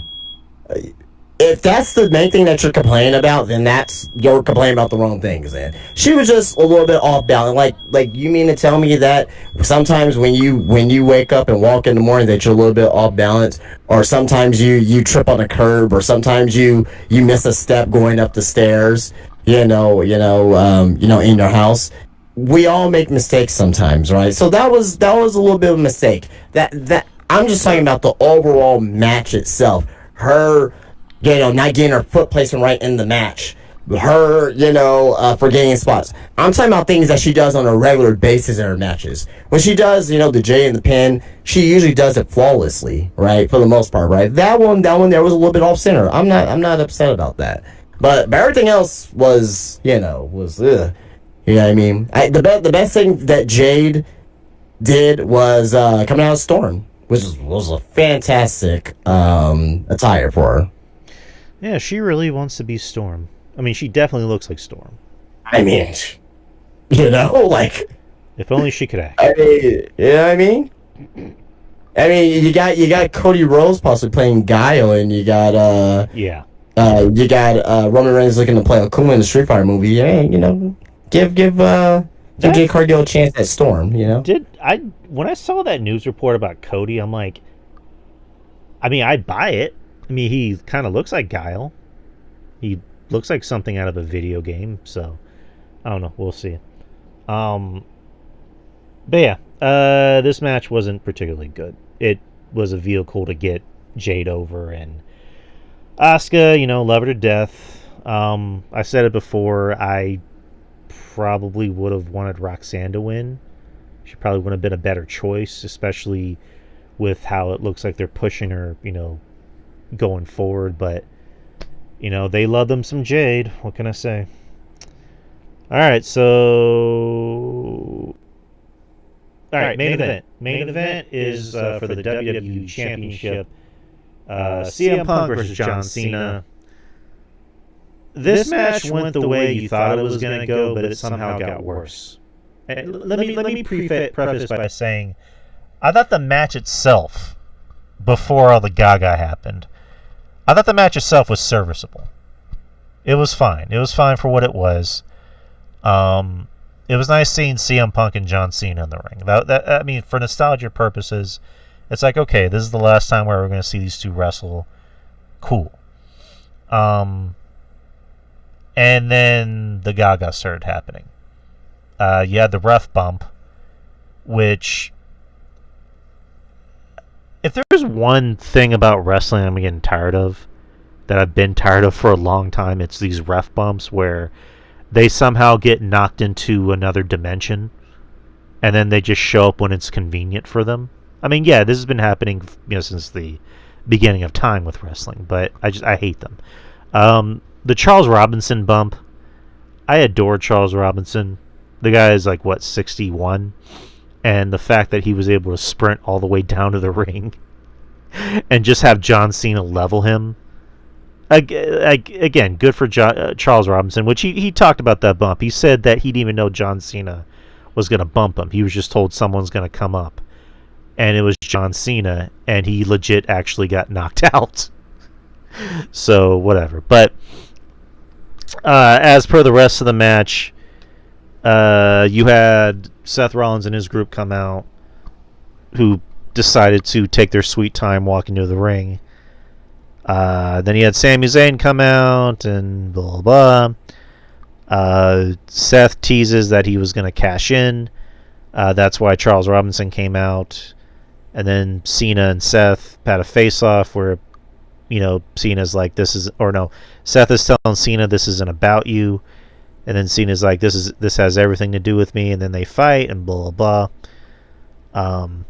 Then there's there's kind of a funny moment in the ring where CM Punk and John Cena fight off everybody. And then, Cena, or not Cena, Punk goes to shake his hand. And Cena does the I'm going to stare evilly into the camera bit. And he goes to kick Punk in the balls. Punk counters it into a GTS. But Seth hits him in the face with the Money in the Bank briefcase. And Cena throws Seth out of the ring, and then again, this is what I just said. The ref somehow got knocked into another fucking dimension, but he conveniently gets up in time to count the 1, 2, 3 for Cena. So, I really didn't like all that gaga. I figured it was going to happen. How long was the referee knocked out for? The original ref bump, I think it was like, 10, 15 minutes? It felt like it. Yeah, he was down for a while, yeah. Yeah, Charles Robinson, again, he can, kudos to Lil Nick. She's the man. But overall, thoughts on the match? Boring as shit. All right. I don't know what else to add. It was a boring match. People was overhyping this match and giving it. People were trying to find some excuse to give it positive praise because it was nostalgia. That's it. The match was boring. Sorry. Right. Yeah. You know what? You know what's funny? You know what's funny about that too? Okay, so you're going to have this WrestleMania 40 Avengers style run-ins, right? So you kind of not exactly recreated, but you kind of in a way recreated here in Saudi. You know when you're gonna see this again? You're gonna see this again in 2 weeks at All In the main event, where you're gonna have all the AEW guys run in against fucking Death Riders. Because AEW figures that we should probably do that. I'm just saying, it's coming. It's coming. And I'm not particularly looking forward to that.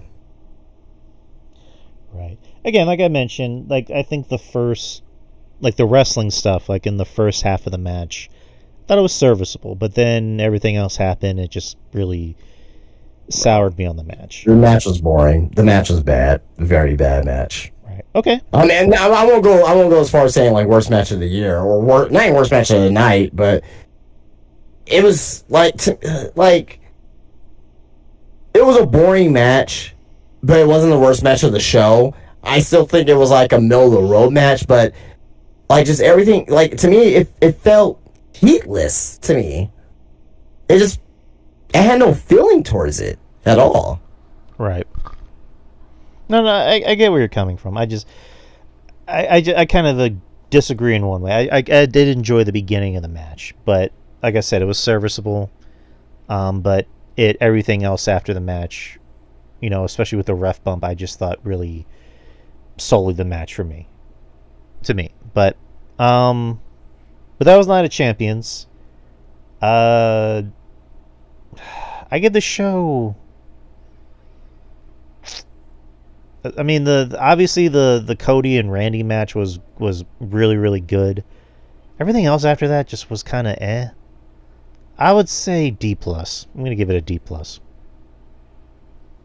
I'm gonna give it. So you give it a 7 out of 10? Well, D+, that'd be like a 6.8 or something, right? No, a D in school is a 70 or above. So that's why I'm confused. That's why I just give numbers. I give this show a 6 out of 10. I didn't think it was. I mean, it wasn't terrible, but there was some good stuff on this show. But overall, it was a down show for me. Okay, I'll do numbers too. I'll just say 6 out of 10. Look it. All right, so Monday Night Raw. We're gonna go there. It was in Pittsburgh. Not a bad show. The crowd was very hot for everything. So I think the crowd was what made the show interesting and what made it work the way it did. Yeah, that was rare on a Monday too, where you had a very good crowd. So kudos to Pittsburgh. Yeah, it's Pittsburgh. Pittsburgh usually isn't that lively, right? No, Pittsburgh's pretty good for the most part. But yeah, Rhea Ripley. It's a Northeast city. I mean, well, most Northeast cities are pretty good. So right, it's just like when I think of like big wrestling towns, I don't really think of Pittsburgh. But yeah, but it was nice. I mean that's where Bruno Sammartino was from. So yeah, true. Yeah, Rhea Ripley opened the show, and then Io Sky came out, and they just made the match for Evolution. So we got that to look forward to. And then the first match of the night. How do you feel about that? Like, again, I'm seeing this discourse online that Rhea Ripley's getting another title match. She's fucking Rhea Ripley. Come on. She's, at the end of the day, she's one of the biggest stars in the company. She's not only the biggest female star in the company, she's one of the biggest stars in the company. She's right up there with Cody. So if you're one of the biggest stars, which I agree with, by the way, I'm not disputing on that, but I'm just saying, in theory, you think that if you're a big star, you should be able to get, not won't say at will, but like be able to get priority for title matches. I mean, I think that's kind of how it's always worked. Okay. Right. I mean, again, I think Rhea's in a weird, not a weird spot, but I think she's one of those few people, and I say people, not just women, but people like a Roman or a Cody or a Randy or a Punk, where they're more over than a championship. They don't need a championship to stay over. It just so happens that, and I was kind of thinking about this. You ever like think about things to talk about? Like where it sounds more interesting in your head. Like for me, I was kind of thinking about this, where what sets Rhea and Charlotte apart. And here's the thing, I do like Charlotte. I just like Rhea a little bit better. Every feud that Charlotte's ever been in, there's never been a meaning behind the feud. It's just I want to be champion. Whereas Rhea, every feud she's been in has had a story. It just so happens a title has been involved. Rhea, her feud with Liv had to do with, the fact that she wanted to beat Liv's ass because Liv stole the Judgment Day away from her and Dom. Rhea feuding with Charlotte because Rhea wanted, felt like she had something to prove against Charlotte because Charlotte beat her at Mania years prior. What's another feud with Rhea? I mean, eventually the feud with Bianca is about, supremacy almost. We came up together in NXT and we've never really touched. I mean, I think they had one match, and that was at a takeover in 2020. But that was when, they were in different stages in their career. So I think that's what sets Rhea apart from Charlotte, is that Rhea has become bigger than the title. And she doesn't need a title to stay over. She's mommy. Charlotte, as good as she is, I think she needs a title to feel relevant. Like, I don't know. How do you feel about that statement? I agree with it to a certain extent. I don't really got anything else to add on that. Yeah, that's same in a way, same way I think about that too. Yeah. Okay. All right. Anyone in the chat, in the Discord chat, I do see people talking. Post your thoughts below, especially the people in the YouTube or live on YouTube. Post your thoughts below. Let us know what you think. Whether you agree. I don't have YouTube up. How many watchers do we have on YouTube right now? So far we have one person viewing, but we have a lot of people. Okay. We actually have a lot of people in the chat. We have Weems, we have Rams fan, we have Kyle, we have Don Stoney. Hello everybody, welcome. YouTube blown up. We're making that YouTube money. We got one diehard over there, so we appreciate that. Dope. Thank you. Much appreciated, people. There was a funny backstage segment with Dom and AJ where Dom told AJ, "I'm still not medically cleared," and I had Adam Pearce write up a note for me saying that if you touch me, you won't get your title match. And then AJ proceeds to pull out reading glasses and say, "Oh, it says right here you're a punk ass." So I thought that was fun. I never thought I'd see the day where AJ Styles would wear reading glasses, but Father Time is undefeated, people. The World Tag Team title matches, or World Tag Team title match. You had the New Day versus Judgment Day. I thought this was a fantastic match. I I didn't think I was gonna like this match as much as I did, but I did. I thought it was great. The crowd is what really made the match work. You got 4 fantastic talents in there. I expected this to be a damn good match, and it ended up being a damn good match. Right. I still can't get over Judgment Day's new theme, where it's like this trap, hardcore trap rap music. I'm so over Death. I don't give a fuck about theme songs anymore unless it's like a classic or if it's like really good. Like I don't even let it bother me now because it just doesn't matter to me. Like when Death Rebel contracts ends or whatever the case may be, and when they start actually getting different producers at it to make great theme songs, then I'll be about it again. But as of right now, this is the worst in the history of WWE as far as theme songs is concerned. Right, it's just off-putting how you have this trap, hardcore rap music, and then you just see these 2, pasty white Irish guys coming out. I just think it's funny, but nonetheless. Do you think they listen to rap? Not a lot of new stuff. I mean, I'm kind of pretty much with everybody else, where it's just like. No, I'm not. I know you. I'm talking about. Do you think that they listen to rap? Probably. Like, JD McDonough and Finn Balor. Maybe they do. Maybe it's their idea to have a rap trap song.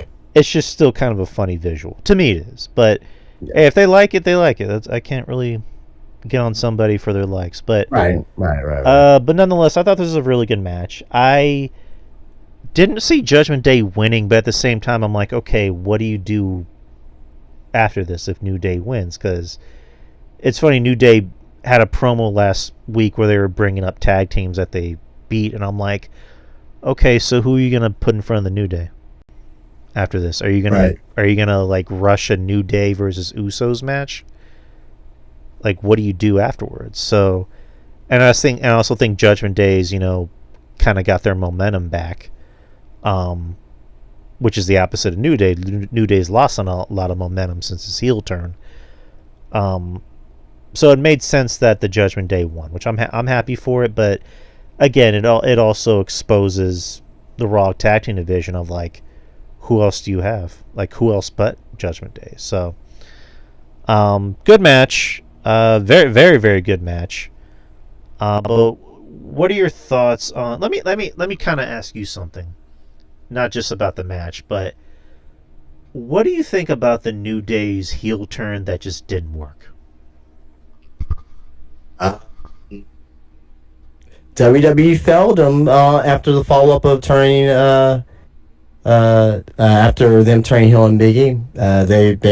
They failed them with a follow-up, and there's people out there saying, "Oh, I thought Biggie was going to come back." Well, it wasn't official or anything like that, and I even mentioned that too as well. Well, maybe they're bringing back Biggie, but I let that go after once Rumble hit. I let it go.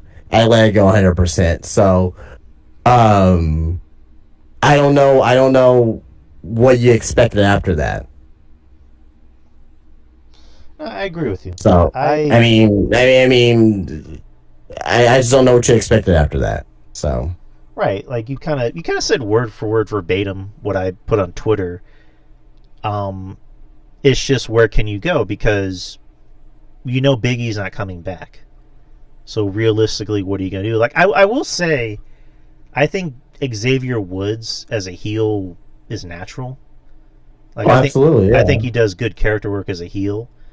Cody, they're doing as heels, they're doing very well. It's just the stories that they have been or not have been given is the issue. Them as heels work. I like New Day as heels. I like it. It's just the stories that they're not really being given.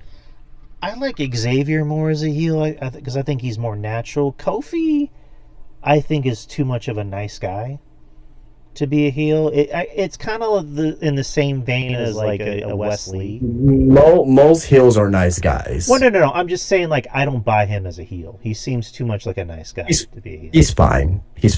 I just want to point that out. But Next is you had another Are very you saying that the heel turn is not working because of Kofi Kingston? no. I was basically agreeing with you because you kind of said what I said on Twitter that the heel turn didn't work Oh, got because you. of everything surrounding it, the booking and Oh, also got you. Okay. Big E not coming back. I'm just saying like I buy Xavier more as a heel because Xavier naturally seems like a heel, in my opinion. Um, Next is yet another very very good match, probably the best match of the night and also maybe one of the best TV matches of the year. You had Rusev and Sheamus. Um, and I love this match. I thought it was a great Haas match. Um, Sheamus, mid 40s and somehow found a way to turn it up and find that niche about what makes him more interesting, and that's just going out there and being an ass kicker. Rusev, I in some ways I'm kind of sad that he's not doing the Rusev Day gimmick, but I'm happy that he's coming back as an ass kicker. And when you have two ass kicking European wrestlers, that's a recipe for success. And I thought this match worked. The ending I wasn't really nuts about. The ending where Rusev drops Sheamus on his throat.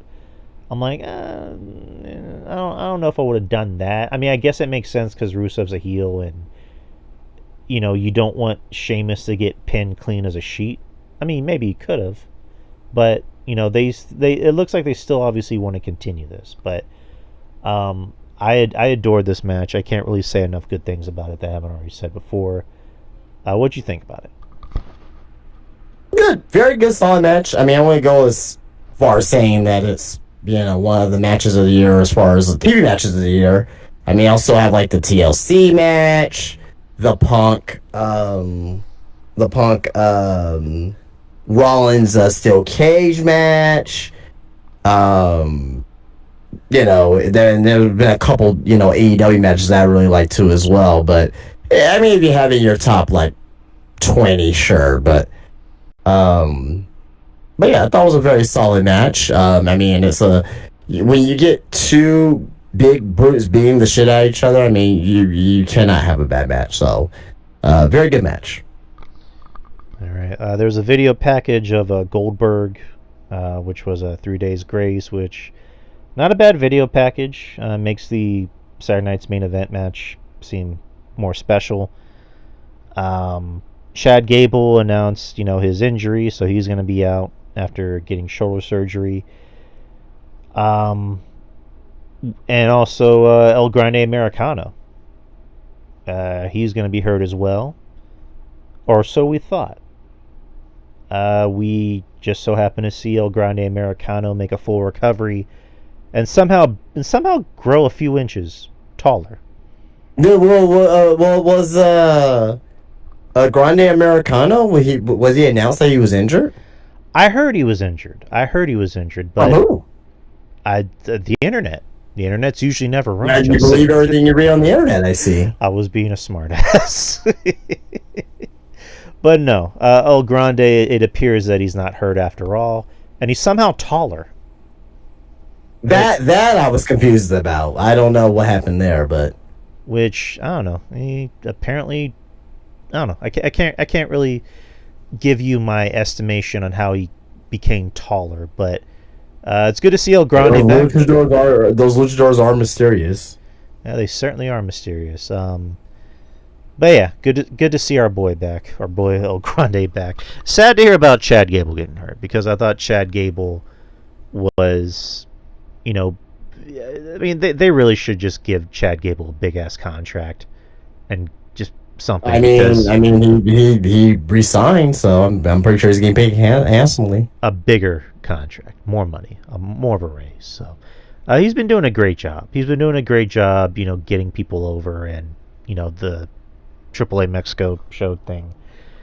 But again, it's sad. It's sad to see him get hurt. It's sad to see Liv get hurt. So those some big blows to the company. But what else? Then you had Gunther come out and give his promo where he just said he's going to beat the shit out of Goldberg. Blah blah blah. Seth Rollins comes out and they talk, and then it's funny, Gunther told Seth Rollins, it's amazing how you brought your briefcase all the way to Saudi Arabia only for nothing to happen. And then afterwards, CM Punk came out, and him and Seth brawled, and then Seth ran away, and as CM Punk's walking away, Gunther grabs him, and then Punk pushes him down to the floor and says, stay out of my business. While that's happening in the crowd, Seth is, rejoicing and laughing, and then you see LA Knight show up behind Seth, and then they fight in the stands. And then it was announced it's going to be LA Knight versus Seth Rollins at Saturday Night's Main Event. So, yeah. Any thoughts on that segment? Everything? What do you think? Looks like we're going to get a CM Punk and Gunther feud, possibly. Maybe SummerSlam? I don't know. Right. All right. Oh, man. Would you be opposed to Gunther losing the title to CM Punk? It's one of those things of like, I would and I wouldn't, because Gunther just got the title back. I don't know if I want him losing it that quick. Right. Especially the CM Punk. And I just mentioned before, CM Punk doesn't necessarily need a title because he's still over, but pretty soon he's going to be a champion, before he decides to call it quits. Granted, he's, putting on, good wrestling matches, at his age. Right. But yeah, I don't know if I want him losing it that quick, especially to Punk. At least not yet. Maybe at Mania that could be a match. Agree. All right, we're kind of going over time, so I'm gonna try and finish this up pretty quick. Bayley versus Lyra Valkyria, which ended in a double disqualification, or not? No, a double count out. I'm sorry. Was it? Yeah. So at the moment, Becky doesn't have an opponent for Evolution, which is Spanish for it's going to be a triple threat. So that's what looks like it's going to happen. And then you had the main event, which is Sami Zayn versus Penta versus Bronson Reed and Braun Breaker. Sami Zayn got beat up in the back by Karrion Kross because Karrion Kross is still mad about losing. So Sami had taped ribs, even though he was somehow miraculously able to suplex Bronson Reed, which I didn't like that at all. I don't know. I like Bronson Reed, but Bronson Reed feels way too comfortable with letting smaller guys suplex him. I don't like that at all. I don't know how you feel about it. You broke up just a little bit there. Can you say that last part quickly? All right. Testing. 1 2 1 2. Can you hear me? No. Just you're fine. Just can you repeat that last part, please? No, I was saying I didn't like the spot where Sammy suplexed Bronson, even though Sammy's supposed to sell his bad ribs, and I think Bronson is way too comfortable with letting smaller guys suplex him. And yeah, we've had this conversation before about Obafemi bumping for smaller guys, and that's understandable, but if fucking, let's say, who's a smaller guy on NXT? Name someone who's kind of on the small side on NXT. Javon Evans. Let's say Javon Evans suplexes Obafemi. That'd be stupid. That should never happen. I mean, well, Javon Evans doesn't do suplexes to begin with, so. Right, but I'm saying that would visually be stupid. It was like when Johnny Gargano was doing power moves to fucking Bronson Reed in NXT. That was dumb. That was dumb as shit. So, again, love Sammy, but Sammy shouldn't be suplexing Bronson Reed. I'm just saying that was just one little thing I didn't like. Yeah, but it was a good tag team match. You had two popular baby faces and two heels. Yeah. Which I don't know. I don't think you and me have talked about this. How are you feeling about the Seth group? Honestly, I like it. I don't think it's perfect, but yeah, I like it. Serving its purpose and is getting two guys in a main event picture every single week, and I think they're both gonna benefit from it at the end of the day. I like it. I'm not digging it. I don't think Seth and Paul Heyman have any chemistry, because it just doesn't really seem like they're playing off of each other. Because it doesn't seem like Seth really needs Paul, and Paul doesn't really need Seth. Like, on the bright side, it's, we get to see Braun Breaker in a big spot, but I think he could have gotten there on his own. Yeah. Well, I mean, Bronson Reed is there too. So which I think both of them are benefiting right now too, and also as well. I mean, it's very early in the group as well. So I mean, typically a lot of factions early on, a lot of them, are kind of rocky, and they end up fighting each other. Look at the Judgment Day. The Judgment Day kind of started off kind of rocky with Edge, and they ended up adding in, obviously Rhea Ripley and Damian Priest, and once Edge got kicked out of the group, it ended up being obviously a lot better. So maybe someone needs to get kicked out of this group. Does Paul even need to get kicked out of the group to make it better in your eyes? I don't know if that's what you're asking, but I think it's fine right now. I mean, I don't think it's like groundbreaking, the best thing I've ever seen or anything like that, but I think it's serving its purpose right now. Okay. Again, just agree to disagree. But the heels won, and then Jey Uso came out and saved the day, and blah, blah. So that was Raw. Alright, so like I mentioned, we're kind of going a little bit over time, so I didn't watch NXT. Did you watch NXT? I did, but we can skip it if you want to. Yeah, basically it kind of looked like we didn't really miss much. They announced Mariah May will be competing at Great American Bash. It'll be her and Jordan Grace versus... I'm sorry? Yeah. Well, not Mariah May. Her Blake Monroe. Her and Jordan Grace will be in a tag match against Jesus Christ, JC Jane and Fatal Influence, and then the next night it's going to be JC Jane versus Jordan Grace for the title, NXT Women's Championship. So let's go through some news real quick. I'm just trying to look up one of them.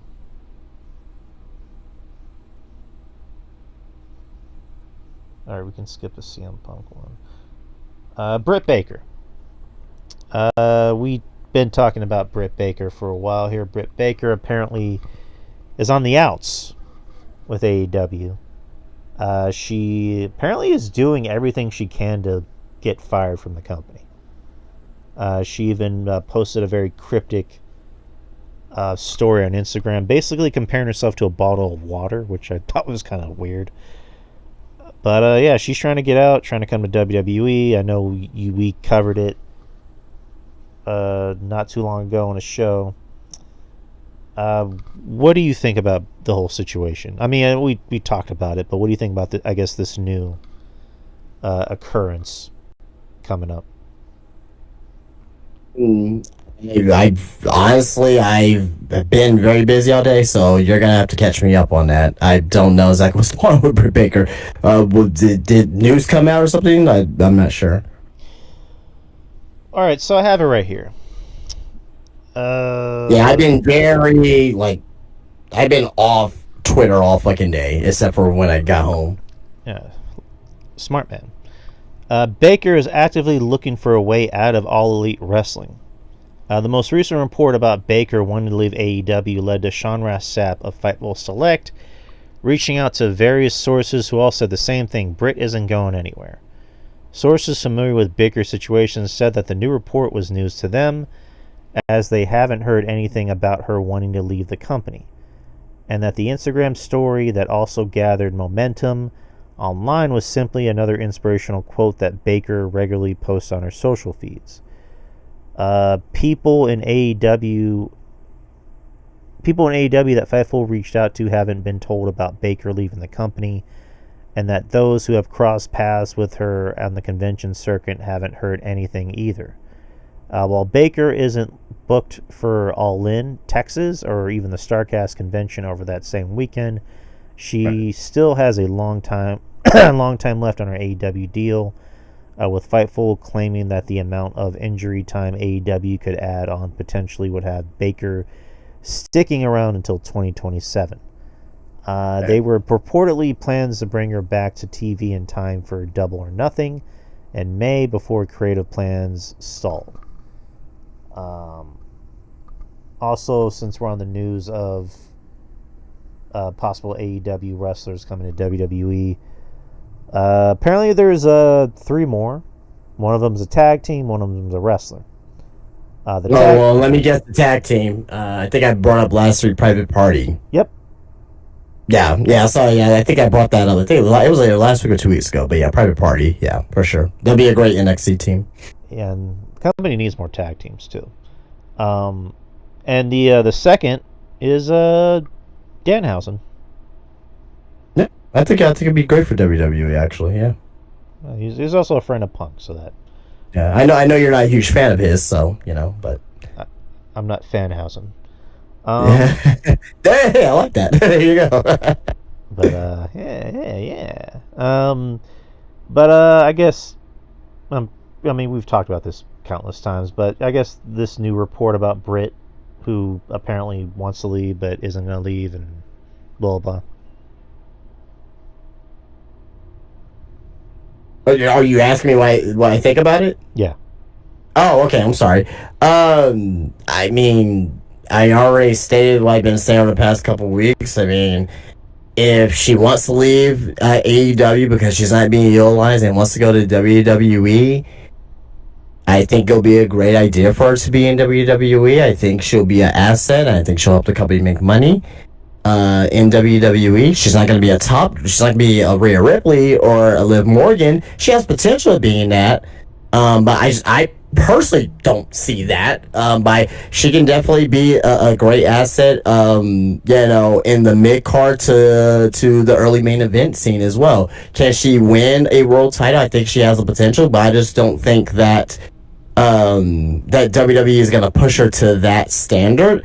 I hope I'm wrong because I'm a fan of Britt Baker. So, with Tony Khan not wanting to release her, it's the same situation with Aleister Black, the same situation with Ricky Stark, same situation with the Lucha Bros. She's gonna get let go before her contract ends. So, and that's the way I see it. All right. What are your thoughts about Britt Baker? About the same. Like I personally don't have any interest in seeing her in WWE.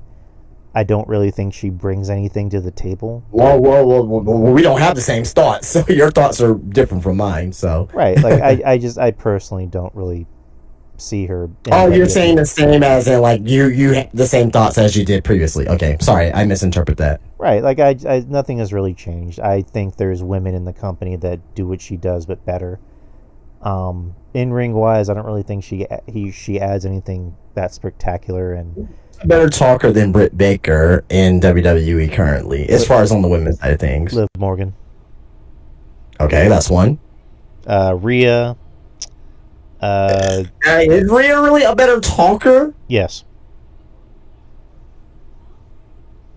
Okay. When's the last good Rhea Ripley promo? You want me to name a good Rhea Ripley promo? I'm just saying she's an overall good talker. A better talker than Britt Baker. Name of good Britt Baker promo. She had a lot of good promos in AEW. Yeah, in the beginning. Again, No. I think you're being a little hard on her. I'm not saying for you to be a fan of her, but I'm saying I think you're being a little too hard on her, and I think that you're not seeing the overall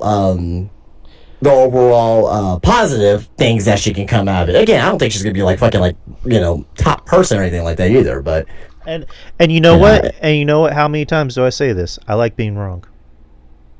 Oh, that's true. Okay. But again, just like I'll just say this about Britt Baker is that in the beginning, when she was starting to get some steam, I was like, okay, she's a good talker.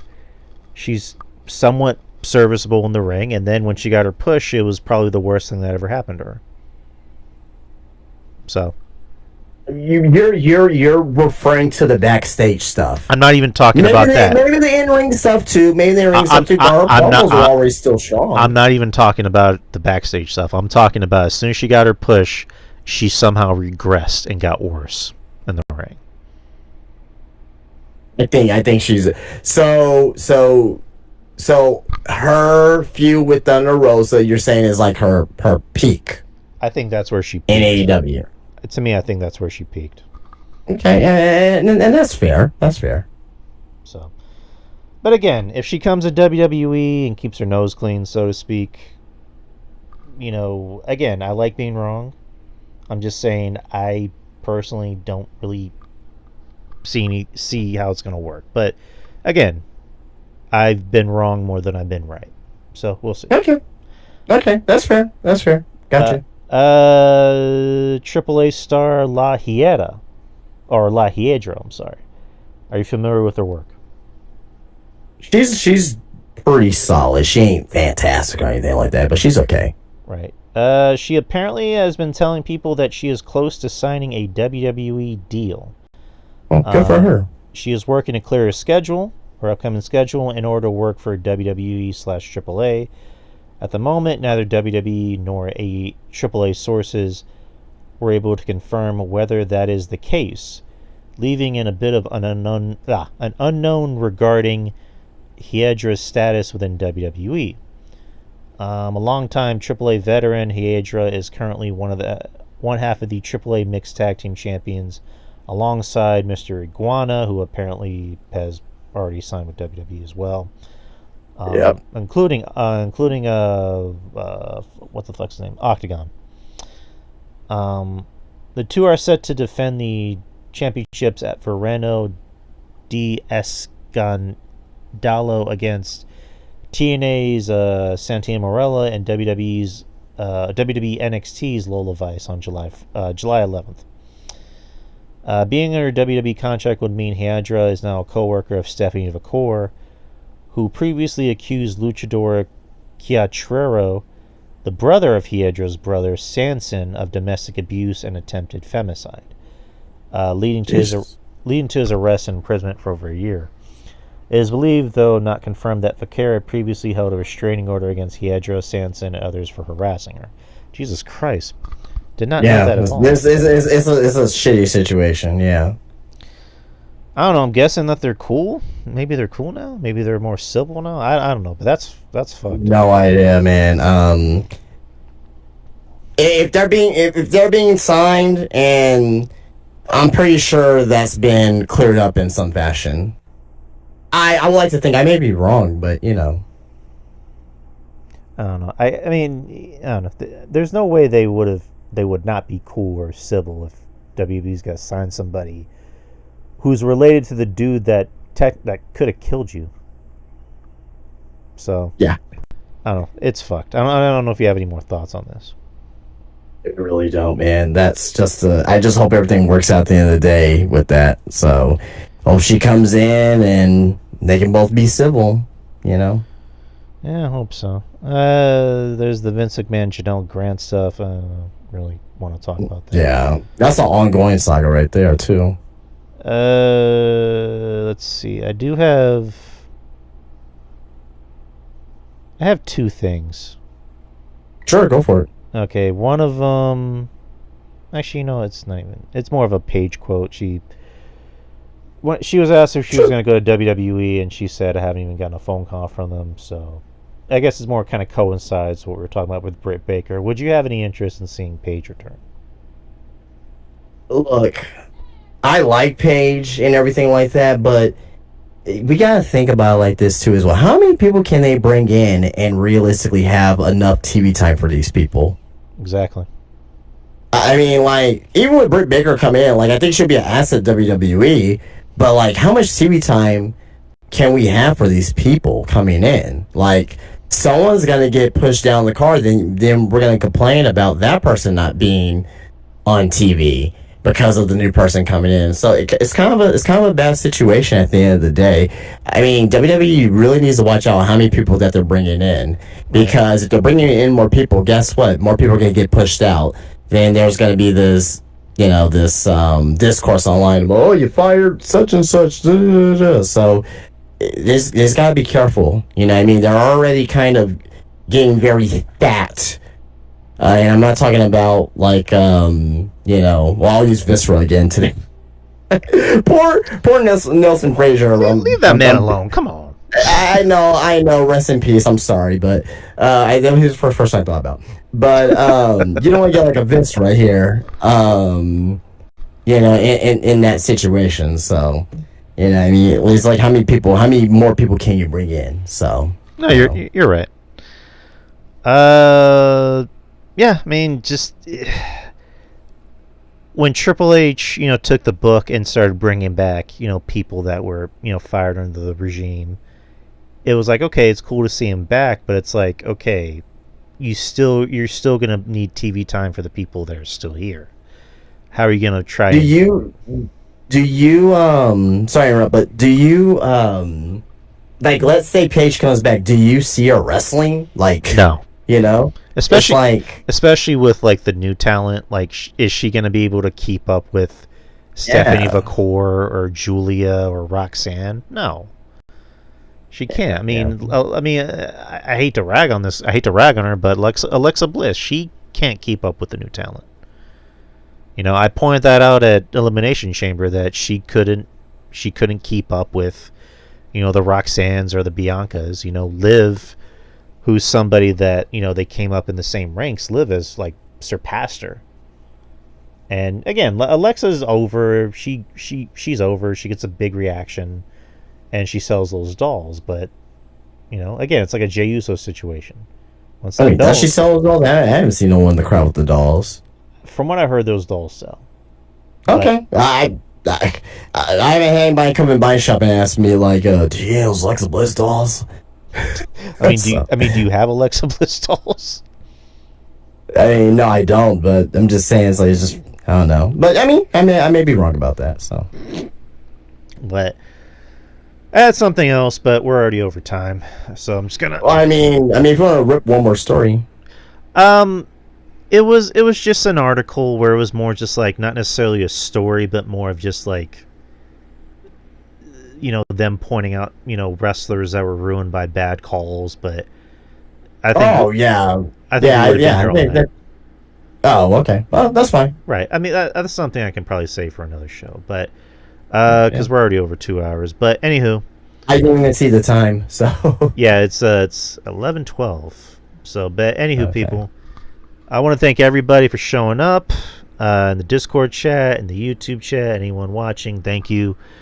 We had a nice show tonight. We had some good discussion, and as always, yeah. I will definitely need to create some shorts because I dropped the ball a few weeks ago by not putting out some shorts, but I will definitely put out some shorts. Man, we get busy with life, man. It happens, bro.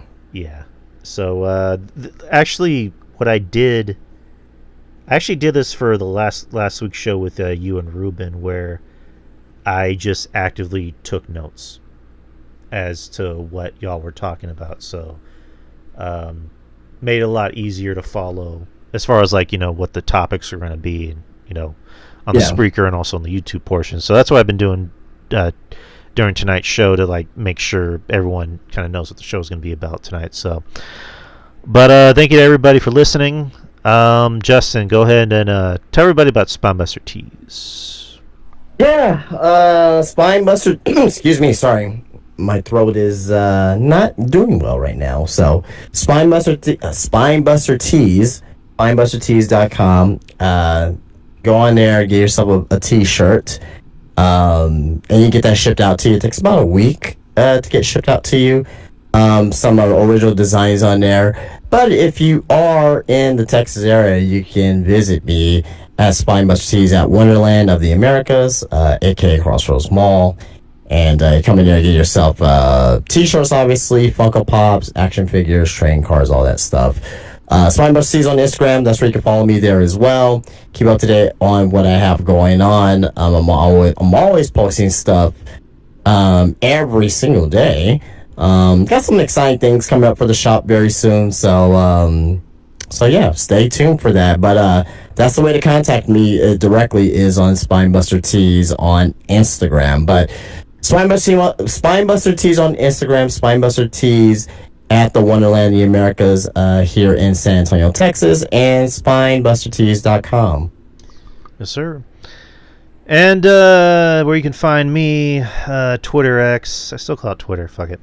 DY Experience. Don't let Elon Musk hear you. I'm sorry? I said, don't let Elon Musk hear you say that. Nah, fuck him. You can also go to the TikTok page, which is where I post the stories. So TikTok, Drew Yari.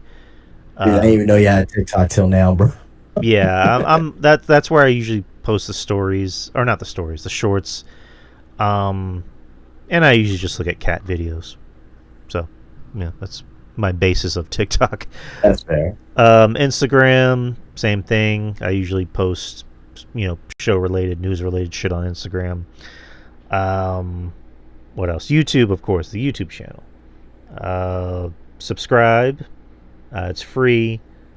Leave a like and a comment, however you feel about our videos that we do, tonight's video. And also I post shorts on there. So let's get those subscribers up. Let's see, what else? And then Spreaker, iTunes, Spotify, anywhere else that podcasts are distributed is where you can find the show. So, anyways, yeah, and we're live every Wednesday night, Central Time, or actually, yeah, 9:05 p.m. Central Time is usually when we start. 9:05. 9:05 every Wednesday here in the Wrestling Soup Discord, as well as YouTube. If anyone listening on the YouTube. But anyways, people, we are done for the night. We're gonna see you next week, where it's gonna be busy AF, as the kids would say, with a lot of wrestling, and of course we're gonna be here to cover it or talk about it. 3 shows we gotta predict, man. Yeah, it's gonna be some fun shit, fun stuff, people. But take care, everybody. Have a good night and be safe. Peace out. Peace out.